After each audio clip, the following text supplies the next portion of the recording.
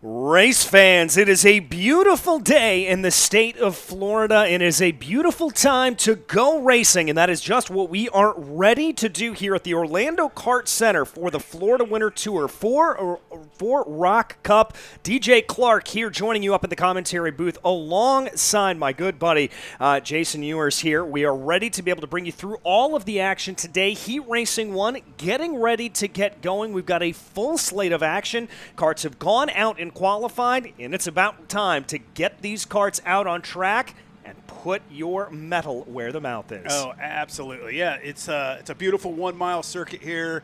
We have 12 turns. Some great racing is going to go on. The track is tight, it's flowy, it's racy, it's going to be exciting. A lot of these guys raced last weekend with SCUSA, so they're going to have some track experience. Then again, a lot of these other people are new coming to the track, so it's going to be exciting. Different tire compound than what they used last weekend, different motor package. So it's all going to be very, very, very interesting. But it looks like we're starting off with our 206 senior class here. Our pole sitter, who ended up putting on pole for us. I believe it was Dylan Amundsen that was able to do it. Nice. Very impressive run. Over a second up on the rest of the field. Wow. Very, very impressive. Lot. Yeah, it's going to be interesting. The Florida Winter Tour, allows the Briggs to come run with them just to kind of almost be a local class option to run. I appreciate it. Levanto Tires has a wonderful 206 class tire that works great, longevity, has great grip. And that's another thing. Tires, I was sitting around talking to some people in the pits, and they're fighting to take grip out of their karts. The karts have these Levanto tires are laying down a lot of rubber and really hooking the karts up, and that's what's interesting too is we're running one compound tire here, which is unique to many series that most series runs multiple types of tire compounds. Well, and what that means for these drivers is that they're going to be able to be a little bit more predictable with what they see on the track. It's not like, as you said, some of the other racing series where you see a little bit of those multiple makes and manufacturers of tires coming in and changing those grip levels. We pretty much know it's going to grip up over the course. But right now, here they come, bringing their way around the final couple of corners here, 11 and 12, a tricky little complex that leads onto the main straightaway and then into the double apex right-hander that will be into 1 and 2. Very tricky. Main passing zones, we're looking at 4 into 5 and then down into turn 9 as well. Those are going to be your two best opportunities, but the karts start to roll their way towards the front of the grid as we get ready to go. And there goes the green. We are racing here in Florida. Amundsen with a very good getaway. Looks like Maurice is going to try to close up behind. Little bit of slideways action in the back. I think that was Eric King and Albanese getting into the side of each other. I'll let them look like they're spreading out a little bit here. That'd be good. Just line up, guys. Don't be racy. Just kind of tuck in, try to catch up. Yeah, exactly, and this is going to be a 12-minute plus 2-lap heat. That is the way that this will work out here at this point, and so that is the way that this is going to run. So that is the style that we will be in. And there you see Maurice right behind Amundsen trying to be able to tuck in a little bit. And Jason, you were telling me a little bit earlier about that kind of style that whether it's not a competitive advantage or not, sometimes it can just be mentally you want to try to get low and push that kart forward. Yeah, I mean, anytime you can remove as much mass out of the air, you're going to be able to, gain a little bit of time. And these karts are so evenly matched that, a tenth of a second is huge. What you got to do here is just kind of tuck in behind, try to work as a team, push each other. But, Amundsen's definitely just kind of seems like he's got his kart dialed in just a little bit better than the others right now, so they've got to all kind of work together, try to catch him, try to check up, and do what they can. And apologies there, it was not Luca Albanese that was in that incident at the beginning. It looks like that was Riley McDill and Sam Philippe potentially that were involved in that early on. But right now, Amundsen's starting to stretch that advantage up at the front of the field. It was about 0.5 of a second as they crossed over the timing and scoring loop at the start-finish line. This is the run down into the corner right now, coming on what we've called the junkyard turn, coming out of turn 8 into this long back straightaway. This is going to be a hotbed of activity. Hard braking zone into a very, very narrow corner that leads into that 10, 11, 12 complex. Yeah, and I mean, Amundsen's got his VLR just rolling right now. kind of point out, he ran the Cup Karts race a couple weeks ago in Jacksonville. Did that help him out? I don't know, but he finished 7th there, which was a very stout field. So obviously, he's a very talented driver, and he's showing it right now. Yeah, showing that, and there you can see the lean, the G-forces kind of playing into that kart as they come around that 1-2 complex. Now, this is going to be the other opportunity that we're really going to have to watch for. You and I were picking this up a little bit earlier today, watching from that corner down into turn 4, and then the immediate switch back into turn 5. That flow into one another, that's going to be a huge area for not only overtaking, but re-overtaking as well. Yeah, absolutely.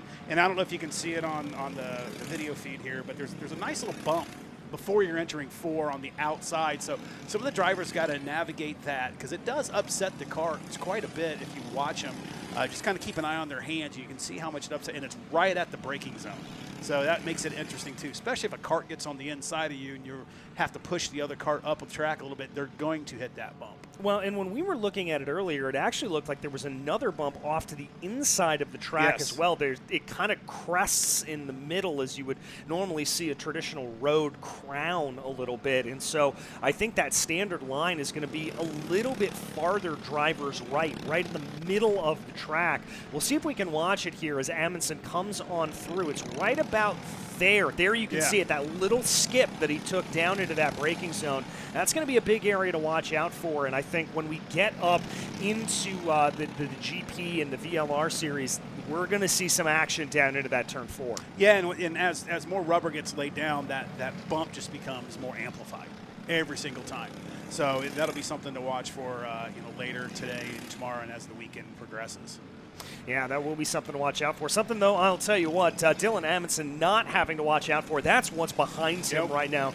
Stefano Maurice not really able to close that gap down. We said that was a pretty monstrous gap that he laid down in qualifying, over a second. We're not seeing that monster pace out of the number 36 here in heat number 1, but we're certainly seeing a lot of speed from that kart. Yeah, I mean, what this comes to is when you're that fast, it becomes saving tires. They're running these tires pretty much all weekend long. So, they're sitting back, kind of just pacing. He's fast enough to where he doesn't need to really push it. So therefore, he's just kind of saving his equipment, comfortable lap times. So far, it doesn't seem like anybody has a challenge for him. So he's just kind of on what I call cruise control. And actually what he's doing there by leaning, he's leaning on that outside tire, which helps get the inside tire up off the track and gets the kart to rotate faster. So sometimes it is because of the G-forces going around the corner, but most of the time it's because you are leaning over to get that inside tire up and lifted on that kart to help rotate it through the corner. Well, and that's always one of those things that those little technical details that make the difference between a good kart racer and a great kart racer, being able to do those little things. 100%. I mean, I've been racing karts for 40-plus years, and I just started doing that. And it makes a huge difference, especially for being a little bit bigger up top. It really does help get that inside wheel lifted. Yeah, and we'll watch him here as he comes down into turn 1. Watch that again there, that over-exaggerated lean, as it were, and you can really see the roll of that kart.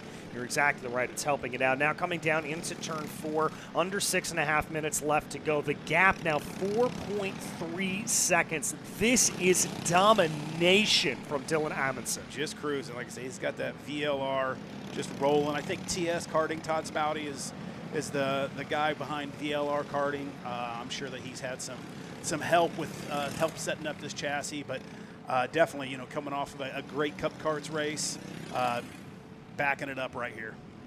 Absolutely backing it up. Farther back down through the field, a little bit of a battle starting to take place for 4th on down to 6th. Eric King, Sam Philippe, and Michael Gowland starting to be a little bit close with one another.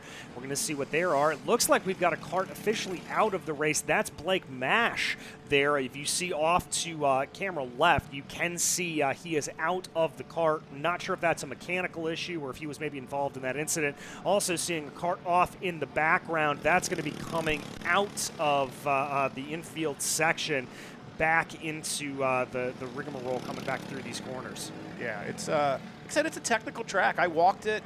It's pretty smooth except for a couple of those bumps. But I mean, there's a lot of passing areas, very flowy. But, you know, you can also overcook corners. And like you just saw, one of the drivers just spun, just probably went a little too hot. Yeah, and this that we're watching right now, this is the battle between Eric King and Sam Philippe, and this is the battle for 4th place. Philippe trailing King. You saw Philippe get a little bit too far into that turn 4 that we talked about, had to back out of it a little bit. That cost him a few tenths of a second. Now through the long turn 6 into this really technical section that leads into what we've been calling the junkyard turn right there, bringing it back around. That's a tricky area of track, a lot of weight transfer in 2 corners. Yeah, you can see actually King gets a little loose going through 8, or not 8, but going through 6 through that sweeper, and that got him a little sideways, and that's what allowed Philippe to kind of catch up on him. Of course, you know, right there's the pass. Yeah, Philippe able to get it done coming down through 9 and 10. Didn't think we were going to see a lot of passing down into that area. Check behind for Philippe as he tries to see what's behind him. Oh, asking for that push.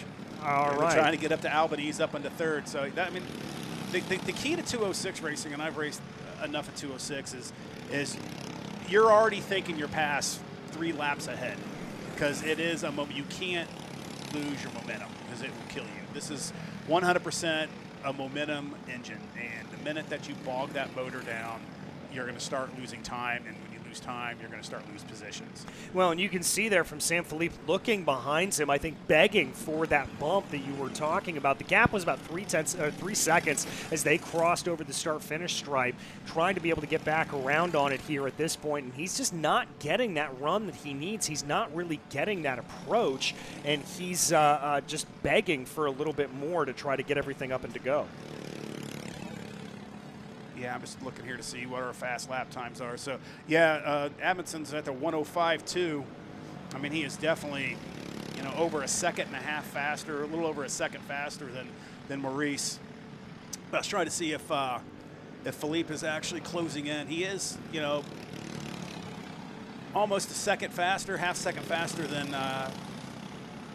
what Albanese's been doing. So, you know, there's enough time. What do we have left in this 240? I don't know if he's got enough time, but, you know, keep pushing. You never know what's going to happen. You know, these 206s sometimes are notorious for throwing chains. You know, the engines are pretty much bulletproof. So, you know, as you can see, he keeps looking back for Philippe for the push, and there's no Philippe there. Yeah, he wants to help, but it's just not coming. Yeah. And to that point, he actually made a little bit of an error there, it looked like, coming through the first couple of corners, so maybe a little bit of a mistake, compromising that speed for Philippe, hoping that King can catch up to him.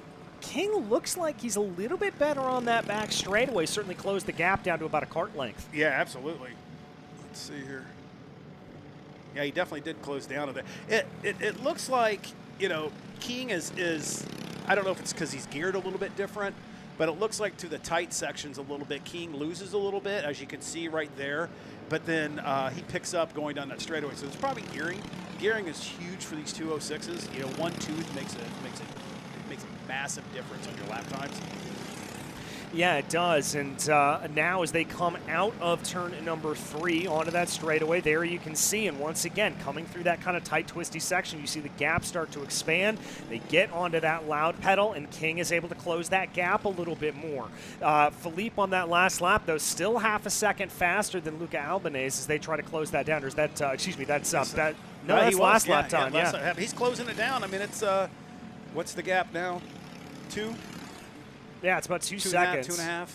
Here is, we're going to check back in up at the point of the field, as I believe that is Dylan Amundsen continuing to just absolutely dominate look at in the that number consistency. 36. I mean, fast lap 105.2, 105.28 was his last lap. I mean, just laying down fast lap after fast lap after fast lap. Very comfortable in that kart. Well, and this is the part of the races, as you talked about a little bit earlier, 40 seconds left to go on the clock, by the way, that he is really just in conservation mode. He knows he's got to use these tires for the entire weekend, so doesn't want to overburn them, doesn't want to put them out of and put them into more misery, so coasting. And the fact that he is able to keep this speed up while still being in that conservation mode, that should be a red flag for the rest of the field. Yep, absolutely.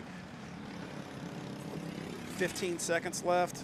What's we down to on Philippe and Albanese here? He's closing it down, just running out of time, though. Yeah, and it looks like here, this is going to be coming down.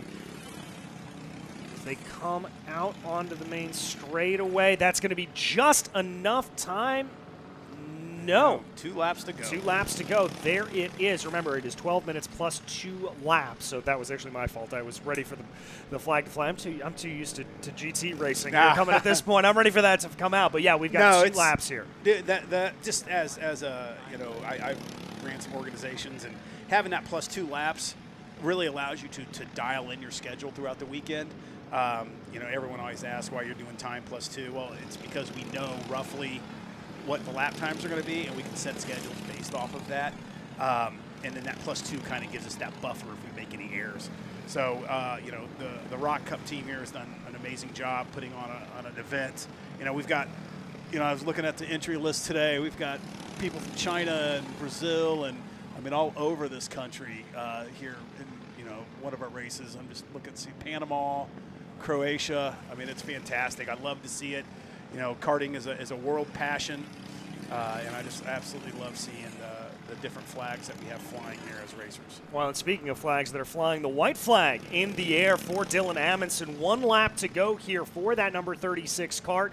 The gap up to 14 seconds, folks. That is how dominant Amundsen is as he brings that on through that exit of turn 4, now back into the hairpin of turn 5. Going to bring it back around here at this point on the run into turn 6. This is going to be an area that I'm going to be watching later on. That's a high commitment, high speed corner that then brings around here into turn 7. That's going to be an interesting area to watch out for him. But Amundsen taking it like a champ. Yeah, that turn 7, there's quite a bit of a curb there, and that 8 is probably the most crucial corner because if you can keep the speed up, it just carries all the way down and magnifies down that straightaway. But turn 7's tight. Like if you hit the curb just right, you can carry a ton of speed, but if you miss that curb just right, it also can kill you going into 8.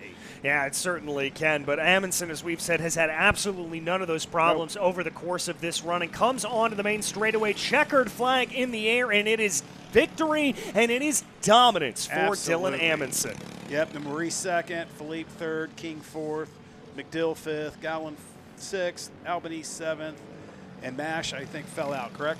Yes, he did. That was that kart that we saw on one of the islands in the middle of the track. I want to say around the turn 5 area is where we saw Mash unfortunately come to an end. Albany is the other driver that I believe was involved in that opening lap incident coming out of turn 3. There's Sam Philippe. There's Eric King. A great little battle in between the two of them that we saw many places going on. Riley McDill comes across the line as well. Just waiting for Michael Gowland to come across here, and we will be officially wrapped up in this session as there it is. Not exactly a lot of wheel-to-wheel action, but a good primer, I think, for the rest of the day because we do have very packed grids coming up here. Yeah, we have, VLR Senior, 43 entries, VLR Junior, 40 entries. We're almost 200 total entries for this event, which is fantastic. Most of these guys are coming in from last weekend, so they've got plenty of seat time. But, what's also interesting, we have some of these younger kids moving up classes. We'll see that a little bit later. And then we have the Ironman people, I like to call, the ones who are pulling double duty. Yeah, and that is something that is familiar really across all forms of motorsports, whether you're talking about a driver running in multiple ranks in GT racing, or for example, we've seen how many times the Busch brothers running this race and that race in trucks or in Xfinity or anything like that. Very, very common to see that, and I love seeing that carried on into karting. Well, next up, we get ready for the ROK GP Pro entry coming on in. And this is going to be a little bit interesting to see what they're able to do and change things up a little bit. This is going to be a 355-pound entry running those ROK GP engines, and anybody from 15 on up can be in this. Oh yeah, it's the the pro division here is definitely, it's the max division for the drivers here. That's what the junior drivers are looking to do, and the mini and the micros. So it's definitely the fastest karts on the track right now. So we've got, what do we have, 56, 17, 16, 15 entries on this. But it might not be a lot, but it's it's mighty. It's mighty, and it's mighty quick as well. Yeah. We were talking about some of those practice times and qualifying times that we saw earlier today. Really impressive stuff from those drivers. It's going to be very interesting to see what happens when now we get into a situation where the rubber meets the road, and we are seeing these drivers battling wheel to wheel. Yeah, I mean, some guys you need to look for here. Last week, Caden McQueen at the SCUSA race finished 11th and 3rd. Definitely fast. You have Mick Gabriel, who's been around for a long time. He's always fast, someone to look for. Last year, Blake Nash finished second here at this track overall, and he finished 4th in Vegas for the ROK Cup. So, definitely, like I said, we have a lot of drivers here that have a lot of talent. So I expect this to be some really, really good wheel-to-wheel racing and clean racing, because these all guys respect each other. And right there, Blake Nash set it on pole with Caden McQueen running off pole. So it's going to be a very fast race. And hopefully they stay smart. It's a long weekend of racing. You're not going to win it in heat one. Again, preserve your equipment, preserve yourself. Yeah. And make it to Sunday. Well, and that's one of the things that I think is going to be a little bit different here, is you really have to be thinking about long term. Yeah, this is Friday, and normally when you talk about a Friday and a race weekend, well, it's practice day. Yeah. So you're able to just kind of come in. But with ROK Cup and the schedule that we have here, you are indeed racing at this point. And as you said, you cannot let that adrenaline bubble up. You've got to keep it tamped down. Yep, absolutely. I mean, but it's hard. As racers, as competitors, Yep. If the gap's there, you're going to take it. I think it was Ayrton Senna said, or was it, I forget. But It's Senna. Yeah, Senna. If the gap's there, you don't take it, you're not a racer. Yeah, So- if you no longer go for a gap that exists, you can no longer call yourself a racing driver. Oh, there you go. Yep. Yep. Yeah. Did you watch the documentary on Netflix? Oh, yeah. Yeah. What'd you think? The documentary, fantastic. I have not watched the series yet. The series. That's what I I have meant. not watched the series. But we're not talking about Senna. We're talking about karting, and we are ready to go here for GP Pro. Green flag in the air and a big dive down into turn one. Everybody through that first corner cleanly. The back of the field separates out into single file. There's going to be a little bit of side-by-side car around in the back.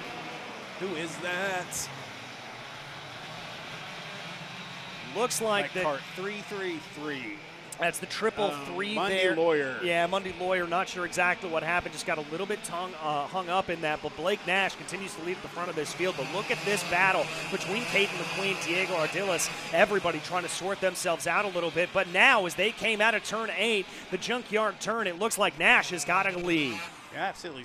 Looked like he stretched out about a cart and a half length there, but that's nothing with these guys. The back carters will just kind of line up, push each other, and they'll catch Blake pretty quick.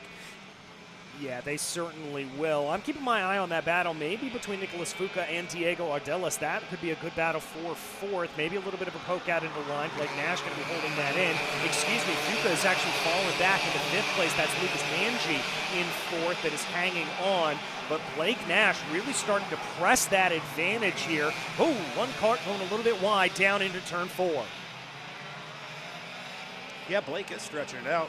I thought for sure the other carts would kind of tag up and just start pushing and just roll up to him. But Blake's got his cart rolling. He's got that Nash Motorsports just moving. Yeah, it really does. Looks like a little bit of a look at a check, maybe clearing something out of the radiator there for your 3rd place cart as they try to be able to probably get that. motor's getting a little warm, so he's just removing some tape from the radiator. Is that what it is? Yeah, kind of. They tape them up to get the temp up. Once the motor starts hitting their temp, then they kind of pull the tape off. So.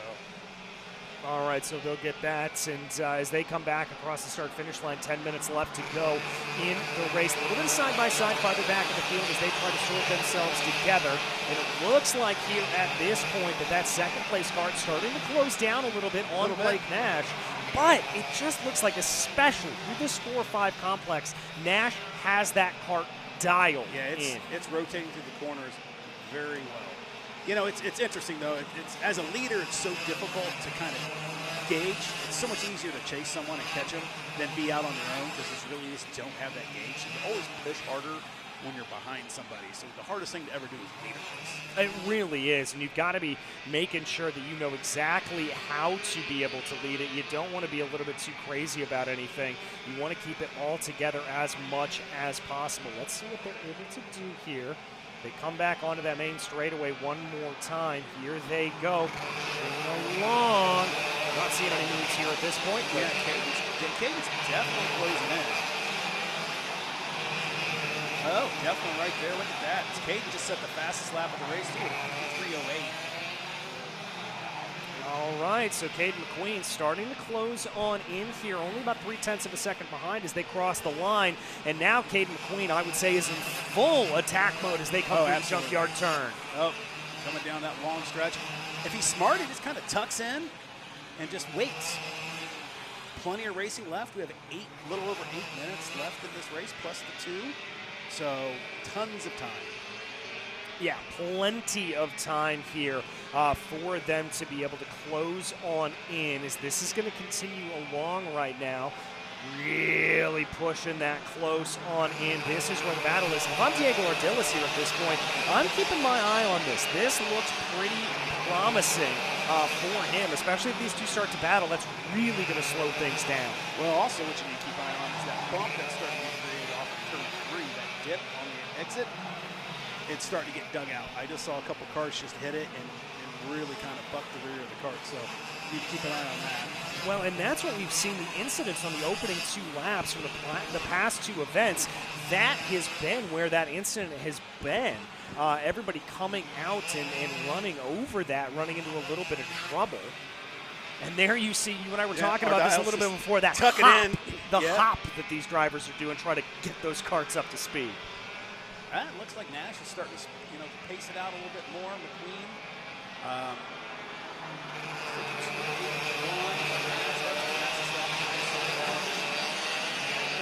Well, but this is the drive of a good leader here. He recognizes the opportunity that he has. He recognizes the fact that the driver behind may be a little bit faster, and that's when you've got to respond. It's all about managing that gap, and how often do we hear that term in the course of motorsports? Oh, absolutely. Yeah, I'll tell you what, I mean, the top 5 are within, all of 0.2 of a second of each other in their fast lap time. So, I mean, it really is. If Nash didn't check out right now, it's anybody's race, and the final is going to be fantastic on Sunday.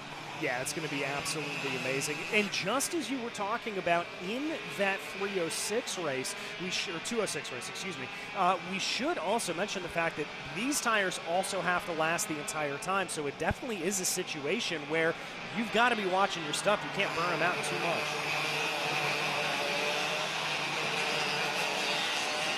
6:30 left.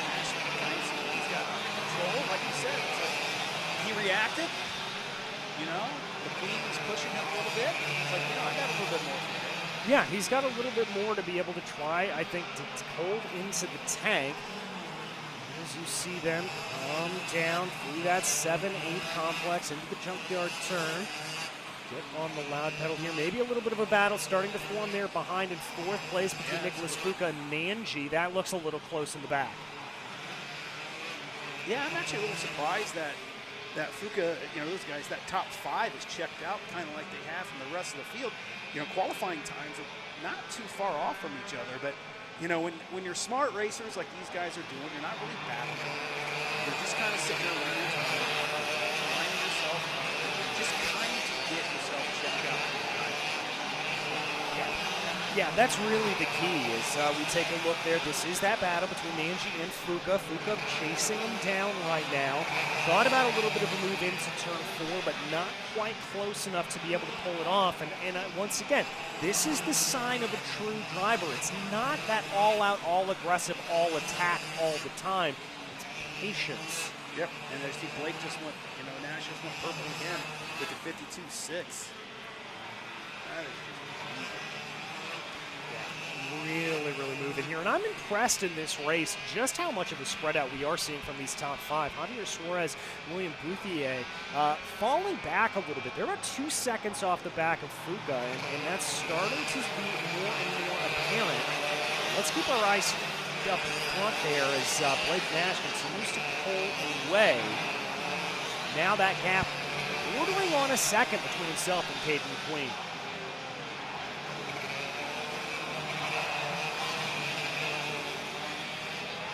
Nash just really dialed into the zone here, doing a little bit of that rolling that you talked about, rolling with the cart, trying to keep everything to get that rotation a little bit better. Really looks like he's dialed in. Oh yeah, that OTK is just rolling. I mean, just to give you a little bit of example, last week with Scusa here, they were running high 55s, low 56s on the MG Reg with the KA, IME KA engine. They are running 53s on the VLR Levanto tires. I mean, that is a significant time change. Just, same displacement, different tire. Yeah, it's a really good run for them. Focusing back a little bit farther in the field here. This is going to be that battle for 4th place that you saw on your screen earlier. Nanji and Fuka, as they come on through.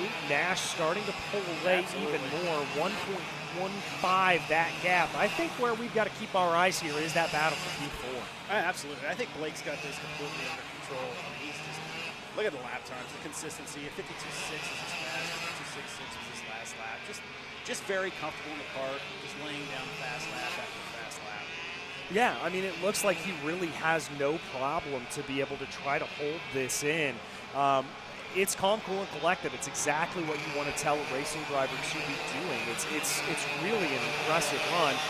This is where the heat is starting to turn up, though. Nanji, Fuka chasing, and you can see starting to get a little bit out of control. Fuka running over those edges a little bit, pushing that cart, taking it out to the extremes of the track. Yeah, just trying to get everything they can out of that cart. I mean, nothing's more frustrating when you're doing everything you can behind the wheel and you just keep seeing the guy in front of you inch away.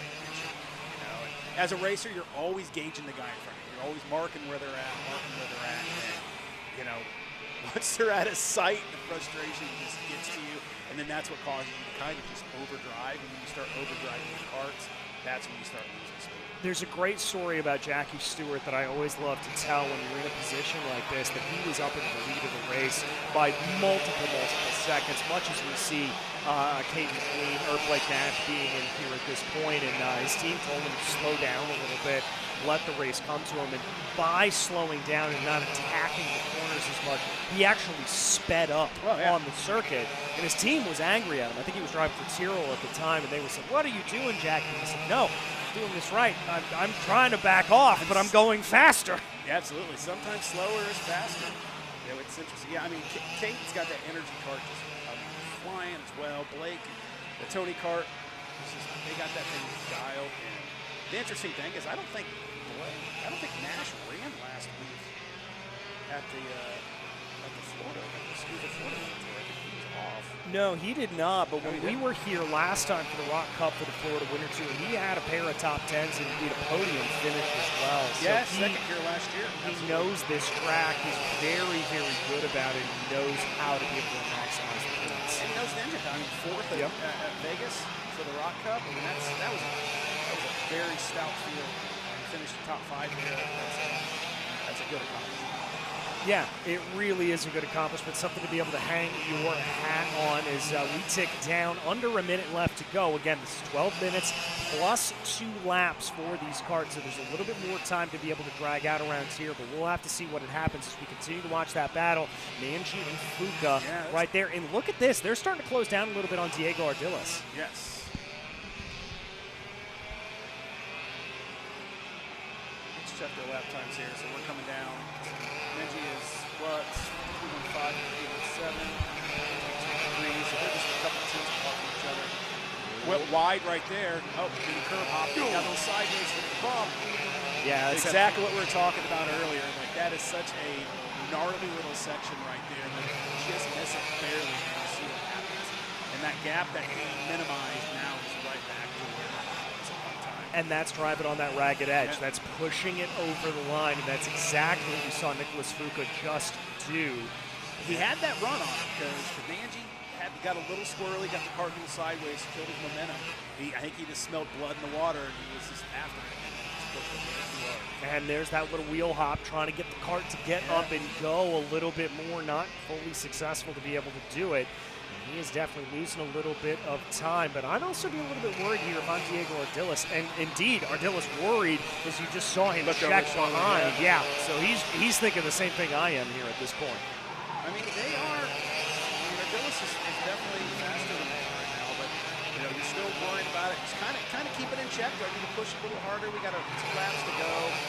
What do we do here? Like we talked about, conserve your equipment.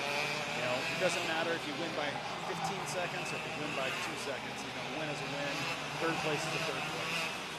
Exactly. You want to try to get everything you can in. You want to try to be able to maximize those, but you've also got to be thinking long term, and that is what we always talk about when we look at some of the greats, whether it is the 2 reigning champions in top-level American motorsport right now, Joey Logano or Alex Palou. Both of them able to maximize on their worst days, and that is what we call the mark of achievement. Oh, yeah, you don't have to be the fastest car to win. You just have to make sure that you have good enough equipment, have relatively close speeds to it, like you talked about. Maintain that. You might not be the fastest on Friday, but new tires have a little bit more life in them, so you can go around. Exactly. As we watch that 324 of Blake Nash, this is the white flag lap for that blue, green, and white cart. Little bit of a push here coming down into turn 9. Not too much longer, but for the second race running, domination. Yes, absolutely. I was expecting a little bit more diciness out of this group because of the level of drivers that we have in it. But, Nash they just dialed in. And there he comes to the line, taking victory. Another dominant drive. This one not quite the double digit that we saw earlier, but still a 2.79 second advantage over Caden McQueen here in this very closely contested ROK GP Pro Series. Very, very impressive for Blake Nash. Oh, absolutely. And completely for that whole Nash Motorsports team. This set the standard, the bar. Obviously Blake's got his cart dialed in. Every driver has their own likeness for how they like their cart set up. But hey, is this what they're going to base the rest of their team off of? If so, then Nash Motorsports is definitely a team to look for the rest of this weekend. Yeah, they're going to be a little bit scary, I think. But good runs here for Caden McQueen. Diego Ardillas under a little bit of pressure earlier on in the session, was able to withstand a little bit of that, so credit there to him. And again, a great battle there between Nanji and Fuka as they continued on. So very happy to be able to see that battle kind of taking place, and it all playing out in the way that it was. Oh, yeah, absolutely. That was, like I said, we have plenty of racing for those guys. As the weekend gets going, it's going to get more dicey. Everyone's going to try to find that speed. Blake definitely set the standard for that class, so it's going to be interesting to see how the other teams bounce back and what they do to gain that speed. To at least try to challenge Nash. Exactly, and this is the one downside for Nash here at this point. He's got a target on his back. Oh, absolutely. Everybody knows who they've got to go out and try to beat, and so now it is going to be all eyes forward. But it is all eyes ahead here at the Orlando Kart Center as we get ready for the ROK GP Juniors. Getting ready to come up and going. A little bit less weight in the carts. We're going to drop about 30 pounds. There is a restrictor on these cars, and the age limit set to 12 to 15. So these are very much the stars of the future working their way forward. Yeah, you know what though? With that restrictor on lighter weight carts are always faster. Their lap times are not far off from the seniors, if not faster.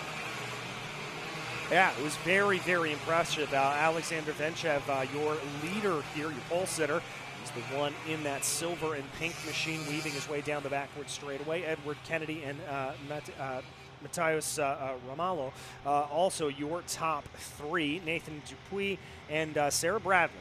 Top 5. And speaking of, Sarah won here at the last race last year at the Florida Winter Tour. She also won that F. Ford Radford scholarship. We'll be doing an interview with Sarah later, kind of get her take on what her experience was with that scholarship program. But, some other people to look forward to here that ran last weekend. Sarah finished 3rd last weekend. Edward Kennedy was a top 10. Halpin was another top 5. So about ready to go down to the start. They're going to get into the commit line here shortly. Here we go as they get ready to go racing once more out of the way. And there goes the green.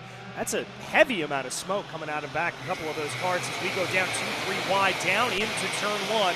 Settled out nicely as they get single file down into turn 3. Is anybody going to have a little bit of an issue there? Like we've got a parking lot coming out there. You can see the carts scattered across the track.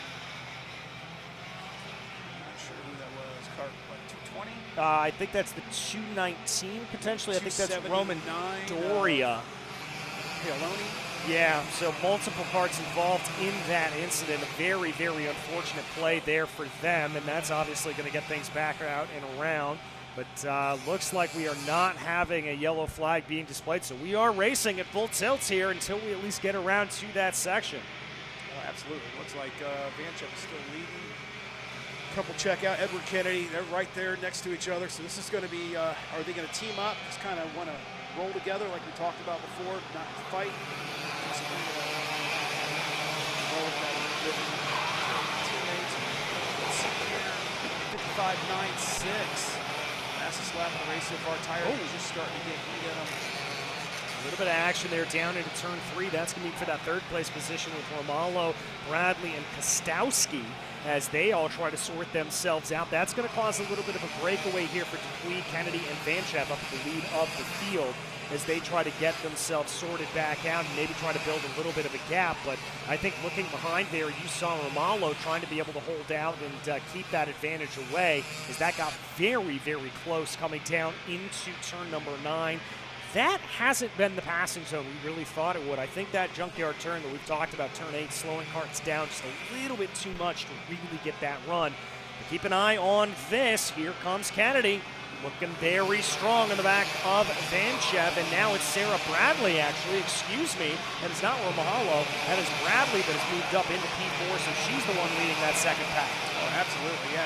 It looks like Kennedy and that Norberg Racing Group chassis, they've got that thing rolling. Norberg was running last weekend, so I'm sure the data that he had gathered from last weekend, they've definitely spent to the rest of the team has helped out Kennedy quite a bit.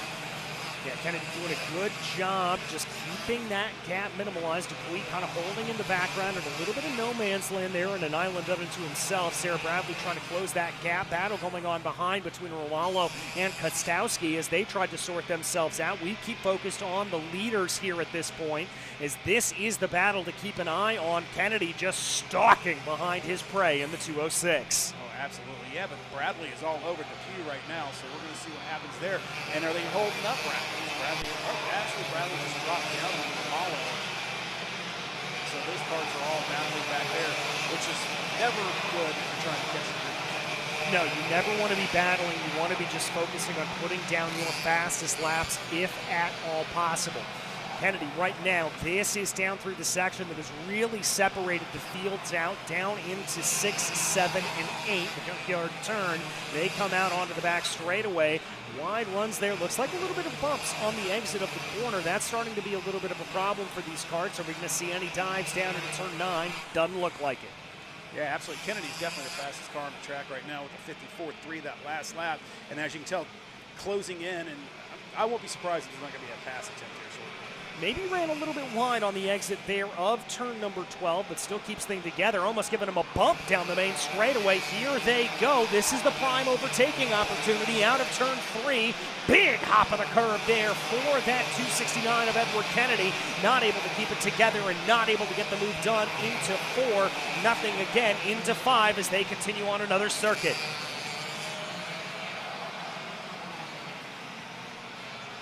All right, here he goes, looking this way. Oh, Romalo just set the fast lap. 54.0. So there's still there's still speed in the back of this pack, and look at that. Romalo broke away from Sarah Bradley, and now it's becoming a set of couplets here between Dupuis and Romalo. Yeah, the question is Kennedy going to sit there and just be patient, wait for the last 2 laps to make the move, or is going to make it now? Is Vanchep holding him up? Those are questions we just don't know. Yeah, we don't know. I will say this for Kennedy. They set the fastest lap of the race at the last time of asking. Kennedy looks especially quick coming out of 10 and 11 and down into turn 1. But just loses a hair coming through that 1-2-3 complex, and as a result, not able to get that pass done down into turn 4. No, not at all. You know, it's always easy to catch, hard to pass. Yep. Especially when you have, you know, talented drivers like Fanchev sitting up there, writing good lines, putting down great lap times, and he's got the Tony Kart rolling. But definitely Kennedy's faster. Yeah, Kennedy's definitely faster. But interestingly, we're not really seeing a lot of those hot maneuvers or anything like that. Look at this. This is the closest we've seen Kennedy, though, coming down through turn 12, the flick of 11 and 12. Here comes the move. Down to the inside. Oh! Off goes Fanchev. That looked like something close. He took an immediate left, almost in a barrier. He kept rolling. Yeah, that's very strange, and he is getting out of the cart. I think you hit the nail on the head there, but that is a mechanical issue there. Is it a brake issue there? You look back at his brakes, I'm not 100% sure, but hey, safe. Luckily, the track has a nice little runoff there, no incidences. Kart doesn't seem to be harmed, be able to put that back together. And, like, the greatest thing about this long race weekend. Very long race weekend. You've got overnight to try to repair the cart. If something did indeed break on it, you're going to be able to get it fixed up. We focus back in now on the battle for P2, which is your best battle on the track. Nathan Dupuis and Mateus Ramalo trying to close on in here and do the same thing that we just saw Edward Kennedy do, apply pressure. Ramalo looking great helmet, by the way. I love that pink and white and blue. It's very, very pretty. That's the best thing about karting. Oh, big move down to the inside, and there's the crossover coming back from Dupuis. Tries to send it around the outside, but Romalo is able to have the inside for the next corner. There they go. Someone's not happy. And that is the universal symbol for what was that? Yes. Oh, he's not going to be happy about that either. All right, we've got a little blood boiling here between Dupuis and Romalo. We got to keep our eyes fixed on this. It is Romalo that leads this battle here at this point, but Dupuis not exactly happy about it either. And this is all music to the eyes of Sarah Bradley, who's able to close in. Licking her chops right now. You're watching those two sit up and battle, you're just like, keep battling. Yeah, the more that they battle, the more that she's going to have an opportunity to attack. And there you can see it. I love that shot. Her coming out of the corner, head down. You can tell her just willing that number 258 cart forward. Yeah, that's definitely the raciest part of the track right there. I mean, that, you know, 4, 5, and 6, that cutback, switchback is definitely going to have some great action for the rest of the weekend. Yeah, it certainly is. Now here they come down through 7 and 8. It really looks like here that Dupuis, despite that speed that we saw him have earlier to really hold on to that position, losing a little bit of time here to Romalo. And Sarah catching back up here. I mean, look at that last lap time. A 53.9 for Romalo, a 54.10 for Dupuis, and a 53.9 for Bradley. Yep, she's got that Sodi cart going. You know, Truchot set the fastest lap of the race. And just said it again. He has got his cart moving. Yeah, really does. It is looking very, very good for Truchot. That could be another battle. He's not too far behind Sarah Bradley, right behind rear tires, so that could certainly be a close one as well before everything is said and done. Yeah, I mean, did he just set his tire pressures a little too low, and this cart's just finally coming in for him? This information that you kind of gather, take it back to your teams, talk to your teams about it. Next heat, you go back out, he adjusts his tire pressures, or does he want his car to come in later in the session, kind of setting up for the mains? That's all the discussion that you have with your team, trying to figure out where you want to be strong, where you want to be, I don't want to say weak, but where you know you are going to have a weaker position on the track and mitigate those circumstances the best that you can. Romalo just went P1 on time. That's a great time. Edwards is sitting up there when it's all comfortable.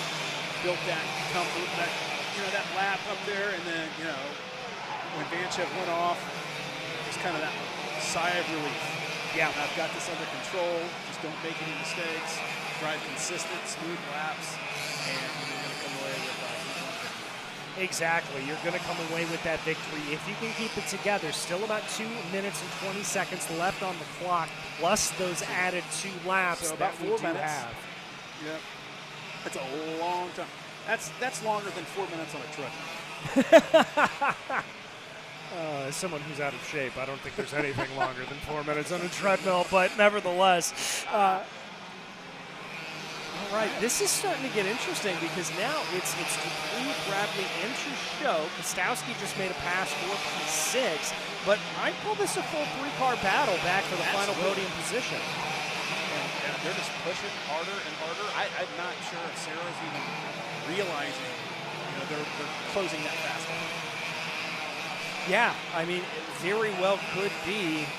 Interesting there coming through turn 6. You saw the kind of differentiated lines that drivers were taking through there. Bradley a little bit tighter to the corner, Dupuis a little bit wider, trying to roll a little bit more speed. That's why I love those kind of multi-apex long sweepers like that. Oh, absolutely. Yeah, I noticed that in the 206 classes. Some guys were trying to keep that momentum up high, or you under the racing belief that the shortest distance around the track is the fastest line. Yeah, I mean, it's one of the great things, but here comes Bradley, only about a kart length in between her and Dupuis as they come down through turn 3, kicking out to turn number 3 right now. Big hop over the edge of the track there for Bradley, but she's able to keep it together and keep the pressure on the back of the number 241. She is in the 241, 217 sandwich. Yeah, she really is. A lot of pressure there, and again, there are those multiple lines that you see. Kind of difference at the apex. Bradley with a big move down to the junkyard turn. Is that going to play out? She's going to carry a little bit momentum. She's going to get the push, too. And Truchot says, I can help with that, and that is going to be 2 positions down for Dupuis. Yeah, just like that. 3rd to 5th. Well, that's what can happen. And kudos there to Sarah Bradley. That is not an area where you normally think about overtaking, and she just went for it. And she didn't lose any speed coming on the 8, which is fantastic. No. I thought that was going to be a little bit too much of an aggressive maneuver. Bradley pulled it out to perfection. But Truchot now, her potential savior is courtesy of that push. Now needs to try to close the gap. Here comes Dupuis down to the inside, sends it late, gets it done. That was a textbook pass. That was absolutely beautiful coming from nowhere. Somebody check the brakes on that cart, make sure they're still working. I'm not sure how he got it wound up. Truchot looking for a little bit of a run down into 8. Can't emulate Sarah Bradley. Bradley checks behind her. She's got a gap. And now Truchot playing the same game, giving a big shove to Dupuis down the back straight. Yeah, and I won't be surprised if you don't see Truchot do the exact same move on turn 4. I mean, it worked before. It can work again. Here as they come back on. That is the official 2-lap to go signal from the ROK Cup flagman. But Bradley holding on to, let's call it about a 5-kart length advantage here. Yeah, absolutely. It was not, Truchot was not close enough to try to stuff it back in, but did gain a lot right through that corner.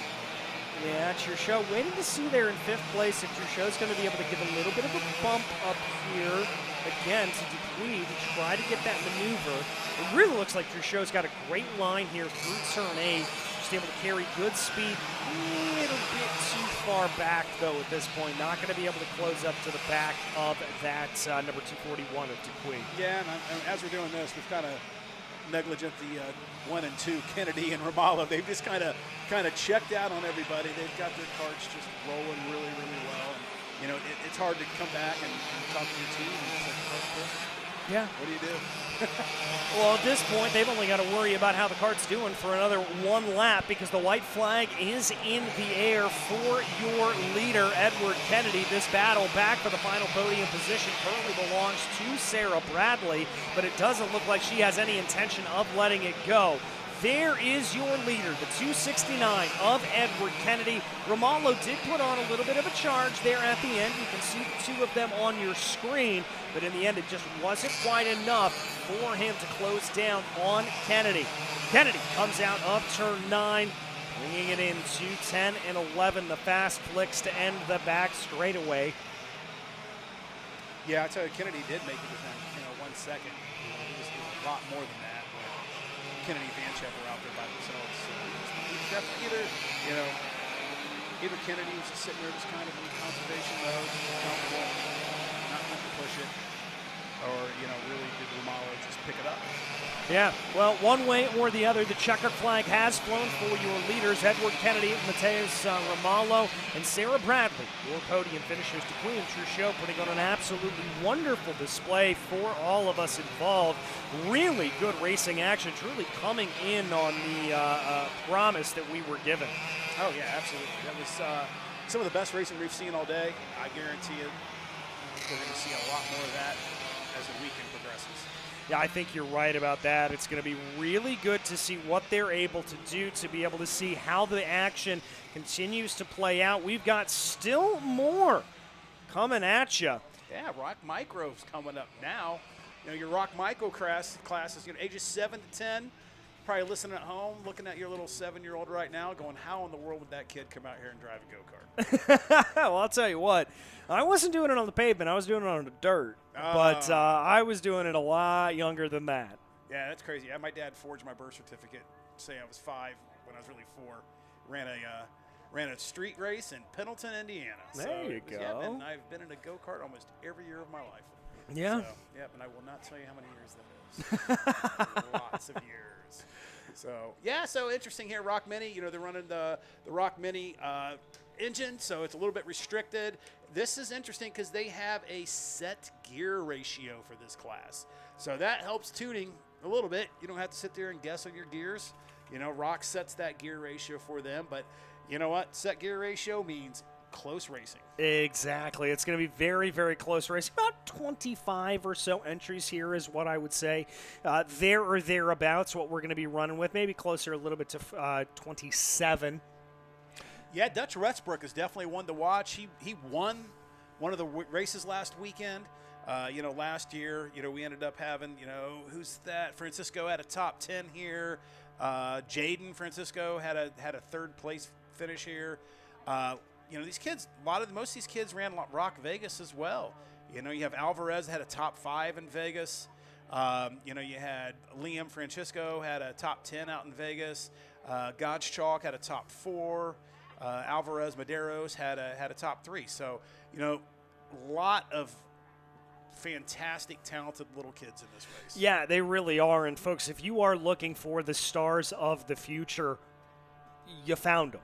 This is where they are right now. This is where you're going to find the next great drivers out on the circuit. They are going to be coming up through these ranks, and it's always very exciting to be able to see them and what they are able to do behind the wheel of these fearsome machines. It always happens to me. I get excited and I yawn. Mine is after that nice pasta lunch we had. I'm not sure if this was the right thing for me to do to bring energy to a broadcast. But, hey, we'll do what we can. Exactly. I'll bring the energy. Don't get me wrong. The energy's still there. I just yawn as a result of It's whatever. your counterpart over here. Oh, that's not it. That is not it, my friend. I bring the worst out of everybody.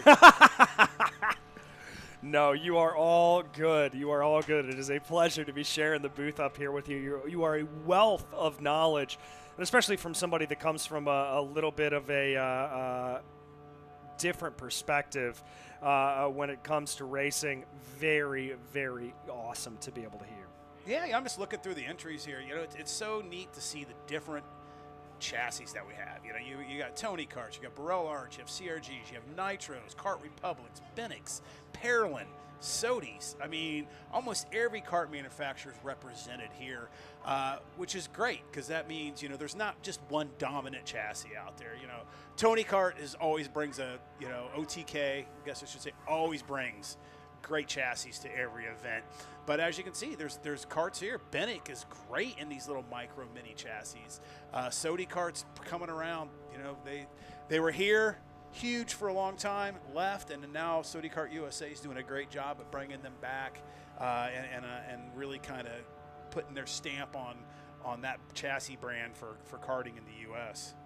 Yeah, it really is great to see. I mean, and ultimately parity. as you said about Yeah. those fixed gear ratios, it is the envy, I think, of many, many other sporting series and racing series to have multiple makes and manufacturers of engines, of karts, and everyone be able to go out and run competitive, similar lap times. I mean, this is what they have been chasing for years in you name the series. Oh, every series. There's always Yeah. trying to find some type of parity, and can we do it? I don't know.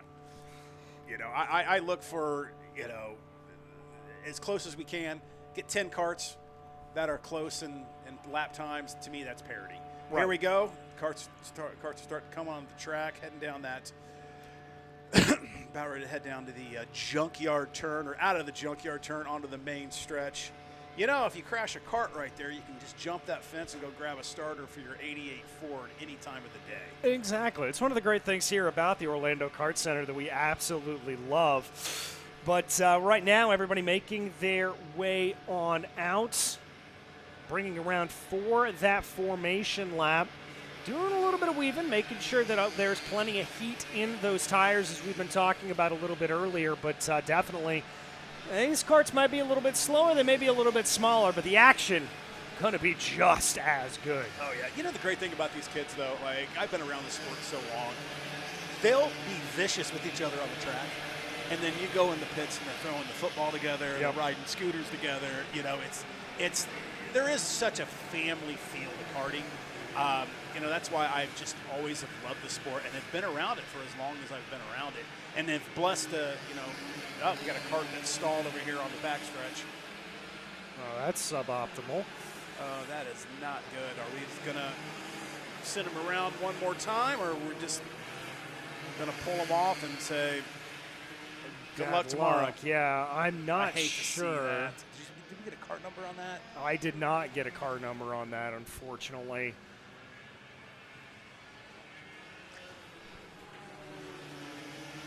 Looks like they're trying to give it a little bit of a push start. Yeah, these are completely, they have clutches in them, so they have to be started with an external starter. Did I see some carts? Yeah, so we've got some stragglers behind. Yeah, I don't think they've got to abort this send start. There's still a little time there. We'll see. Tell them to slow down. Slow down. Yeah, coming around here. Yeah, you're going to have some carts. There's no way you're going to let this go. Huh? Nope. Nope. Thumbs down. Yeah, good. Yeah. And they did get the one cart Yeah, started. they got him back around.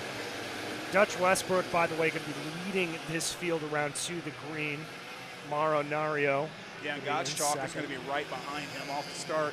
He was another one of those kids that we said needed to look out for. He's had some good results in the past year. You got your man Aiden Go. One of my favorite racing names. As DJ said, you better be fast with the last name Go. It's right up there with Scott Speed. Yeah, it's absolutely. just, you're like, of course this kid races karts. Like, Yeah, of course he you have does. Do you think Alex is mad that Scott got the Scott Speed name? Well, it's the routine. Yeah, I know. It's the routine from, oh my God, Darren? Whatever Damien. Oh, yeah. Will Power's brother. Then he's like, yeah, name my brother Will Power. Well, I'm his brother Damien. And of course, he became a stand-up comedian because That's funny. that tracks. Yeah, Alex was, man, I remember back in the day when he ran Pro Tour, he was as talented, if not in my mind, a little bit more talented than Scott. Well, there you go. Yeah, I don't know if Daddy had a little more horsepower for him, I'm not sure, but those two kids could definitely shoe a go-kart. I'm sure they could. I remember watching Scott when he made it all the way up to the top for a while. Yeah. But, all right, here they go down through 10 and 11 into 12 right now. Again, Dutch Westbrook going to be leading this field around to green, kind of giving a little bit of a look behind, make sure that field forms up behind him. As here they go, getting out of the way, and the green flag in the air once more. Here they go, too wide, down into turn one. Looks like got some cart hops going on there, going to turn two. Oh, we've got Several multiple carts, yes. a little bit out of it there at that point. I think Mauro Nario may have gotten a little bit put out of position there. just seemed like that number 47 Kart didn't have the position that he wanted, and kind of got a little bit lost coming around turn 1 and 2. But right now, look at this battle up for the lead of the race. Dutch Westbrook trying to hold off to the best that they can. Oh, yeah, you got the two Bennett guys right there. Are they going to work together? My guess is yes. But like I said, Bennett does a great job. They make a really, really good micro chassis. Dominant everywhere they go. Yeah, and we're seeing it right here. Those two Bennett carts up in the front doing an absolutely fantastic job. Third place, the number 47 cart. That is Nario trying to close on in. I think that's God's Chalk that is in second. We'll get a better indication as they come across the line. That is God's Chalk that is in second place, setting the fastest lap of the race as they go. Here they come around. This field very strung out here. We should also mention the micros and the minis, it's 10 minutes plus 2 laps, so subtracting 2 minutes off that run time. Yeah, a little bit slower. They're running about 5 to 7 seconds slower than the senior classes. So laps, lap time's about the same. Not lap times, the total time on the track's about the same. As you can see here, looks like Narrow's starting to close up a little bit on them. Then you got a little triplet back there that looks like they're starting to close up a little bit. Yeah, that's Go, Medeiros, and Lockhart, and it looked like there Medeiros trying to send a little bit of a move on Lockhart. Not exactly going to play itself out. Here comes Nario trying to make a move down into turn 10. We haven't seen that position all day, and look at that. God's Chalk now trying to make a move. From nowhere. These three up at the front are having a little bit of fun here, as are we at the Orlando Kart Center for the Florida Winter Tour for ROK Cup. Here they go. Keep an eye here on Nario. He could have a little bit of a run. No, I think momentum's going to shift back to God's Chalk. Thought for sure somebody would send it down into turn 4, but everybody stayed in line. Yeah, Nario's on that Orsolon prepped Paralin and just rolling with that, trying to battle a team of Phoenix up there. All right, here they go. Keep an eye on that fourth, fifth, and sixth. Yeah, kind of just separated a little bit. I don't know what happened. They looked a little tighter the last lap. Now they kind of separated a little bit and just kind of single file line and trying to team up. You could see him tapping on the back of the helmet, getting that universal, let's push, let's go type of symbol there, but hasn't really yet. Yeah, it looks like Zev Gonschak starting to put a little bit of pressure here to the back of Westbrook. The question is, there's that little bit of a bump coming down the main straightaway. That's going to try to pull them away a little bit more from Nario. Lockhart able to get the move on Go for fifth place. So that's going to swap around in the back. Medeiros able to get a good run. He's now going to be closed in on a little bit more, running in front of Lockhart. Lockhart just looks like he is on an absolute sprinter here. Lockhart is flying. I mean, these cars are so, like we talked about, same gear ratio, same tire. They run that smaller tire than what the seniors classes do. Tires coming quicker, but you don't have as much rubber on the track to be able to get that grip that you want. These guys are definitely doing a great job. Yeah. Looks like Westbrook was motioning to his teammate, not sure what he was wanting there, but I think Nario is just being patient. I think he is too, and that's a good sign, especially from a driver so young here at this point, to really think about that, to take that in and really absorb that information and wait it out. Very, very heads up. He's got to be careful, though. Medeiros and Lockhart starting to close in behind. This could be a battle, a five-way battle, if they don't watch out. Oh, absolutely. There's a fine line of conserving and a fine line of pushing. And you look behind. I think the three carts up front right now are very comfortable with where they're at, just kind of buying their time until the last 2 laps to go. But like you said, you've got fourth and fifth working together, starting to close that gap. Starting to close that gap here, and there's that little bit of a push for Godsjock to the back of Westbrook. Look behind. No indication here. I think they've recognized the pressure from Nario is just a little bit too much. As now they come back onto the main straightaway. This is when Godsjock's been particularly quick. And there, look at that look. Whoa, look to the inside from Godsjock. See if they can force an error from Westbrook, but none was coming. Yeah, I'm guessing if he stuck it in there, that's 1/10 about it. race. It's like, we'll fight it out in the main, but not in a heat race. No, that's where you got to play a little bit of the teammate game there. Now they come on to the straight, leading down into turn number 6. There's the 2 different lines that you're talking about right there. Oh, Nario with the moves, sending the Sarah down to the inside. And didn't make it stick, but that's exactly where we saw Sarah Bradley. We're going to call that the Sarah Bradley corner. She made that stick. All right. That was, no, it's our junkyard corner. But Sarah made a great pass there, and it looked like Nario tried to do the same thing, just couldn't get it to stick. Yeah, just couldn't get it to stick there, but still, again, showing that nose, kind of scaring your opposition in front of you, letting them know, I'm not going quietly here. Oh, no. Always a good play. Not at all. Yeah, so we're down to less than 5 minutes to go. Some good, clean racing. Not a lot of action. What's going on in the back here? Looks like their Medeiros and Lockhart are starting to close on in a little bit more. That gap has come down a little bit, only about 0.7 of a second. So I think here for Nario, for Godsjock, if they really start to fight and scrap, they're going to be absolutely closed down on by Medeiros and Lockhart. Yeah, you got Katowski there at 10th that just went purple. Yeah. So they're rolling. I mean, all these kids have the capability of winning. And you look at the qualifying times. I mean, you're just within a couple tenths of each other, which makes, 5-6 position difference. Yeah, exactly. Oh, here we go. Nario. No, Thought about it. Pinched it a little bit and just did not carry the momentum. That cost him a little bit. I'd call that about a half a car length loss for Nario. But he's going to be able to gather it back up. Didn't lose too much time, but now here comes Godsjock. Godsjock with the push down the front straightaway. They're trying to escape. They're trying to run off into the distance here with under 3 minutes left to go because Nario, Godsjock, and Westbrook, they feel the pressure from Medeiros and Lockhart. Yeah, and I'll be honest with you. I think if Godsjock got around Westbrook, I think he would cheat out. I think he's definitely a faster car. I think he is too, but I think that team perspective that you were talking about really coming into play. Yep.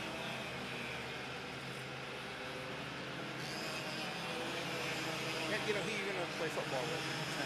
Exactly. You got to have a buddy. You can't can't. get the cold shoulder for a little bit. Yeah. All right, there. I love that. Coming down out of the junkyard turn, you see all of those drivers checking behind, making sure. Medeiros is definitely, Medeiros and Lockhart have closed that up. You can throw a blanket over them. We have a yellow flag. What is going on? Yeah, it looks like that's going to be, I think. We just had a pass. Nario just got past Godsjock there. Oh, that's a surprise move. There it is. That's the number 78 card. That's Aiden Go. Oh, that's your man. Oh, that's my guy there. Aiden Go, no more. No, not going to be able to do it. But there we see. All right, Medeiros is there. Nario into second. Medeiros setting the fastest lap of the race. Oh, there's the over-under.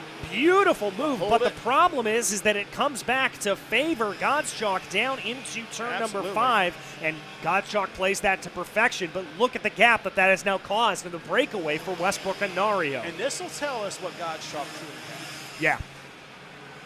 Yeah, this is going to be the deciding factor. If Godsjock is able to catch up here at this point and get right back up into position, we know that's a quick cart. Oh, Nario just goes back on the inside for the pass. Oh, banging Westbrook wheels. is not allowing that. Oh, gee, I wonder who's Godsjock's going to team up with the push. Yep, there it is.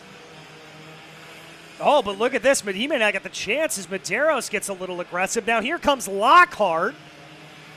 Looking back into turn 1, Medeiros thinks about a move, goes for a little bit of a move into 1, can't complete it, has to back out into 2. Now as they fly into 3, is anybody going to poke out a line down into turn 4? Nope. Everybody keeps it in order. 30 seconds left on the clock. Going to be 2 laps to go at the line. Lockhart drops tires. Just tried to push it a little bit too hard. Yeah, it just got a little bit over. Is that going to remove Lennox Lockhart from contention here? It Absolutely. certainly looks like it. Yeah, but luckily they didn't have anybody behind him, so error on judgment, just check it in. You may be able to close him back up on 2 laps. If these top 4 start battling, I mean, you'll close that gap in a heartbeat. Yeah, exactly. It just depends. I thought we were going to see a little bit of a move there coming out of turn 9. That's really kind of been the area where we've seen Nario be aggressive. I thought we might have seen something from Westbrook or Godsjock, but that clearly didn't play. Now Godsjock takes the run out of turn 12. 2 laps to go at the line. Here comes a move. Thinking about it to the inside for Westbrook. 2 laps, though. You know what? I think he's just positioning himself to see where it's at. He's got the run if he wants it. He's goes through. It. Gottschalk tries to follow him in. He does. 1, 2, there they go. Bennick squared. That is good heads-up play and good teammate play there from Zev Gottschalk, recognizing that by positioning that kart in that run on Nario, he was going to prevent Nario from fighting back. Oh, absolutely. Good clean race. And 2 sets of teams. You've got Team Bennick, and I think that's Warsaw on the 2 team behind him with Medeiros and Westbrook, right? Yeah. Yep. Yeah, so they're teammates as well. It'd be interesting to see if they're going to try to do anything there. On those parallel chassis. Yeah. All right, but they're coming to 1 to go with the line, and this looks pretty unassailable here if you are anybody besides Dutch Westbrook and Zev Gottschalk. 1 to go, just, oh. Gottschalk may try to poke it in there, but nope. He's thought about doing that more than once. Checks behind. Is that the indicator that, okay, we got enough gap, I can go for it here?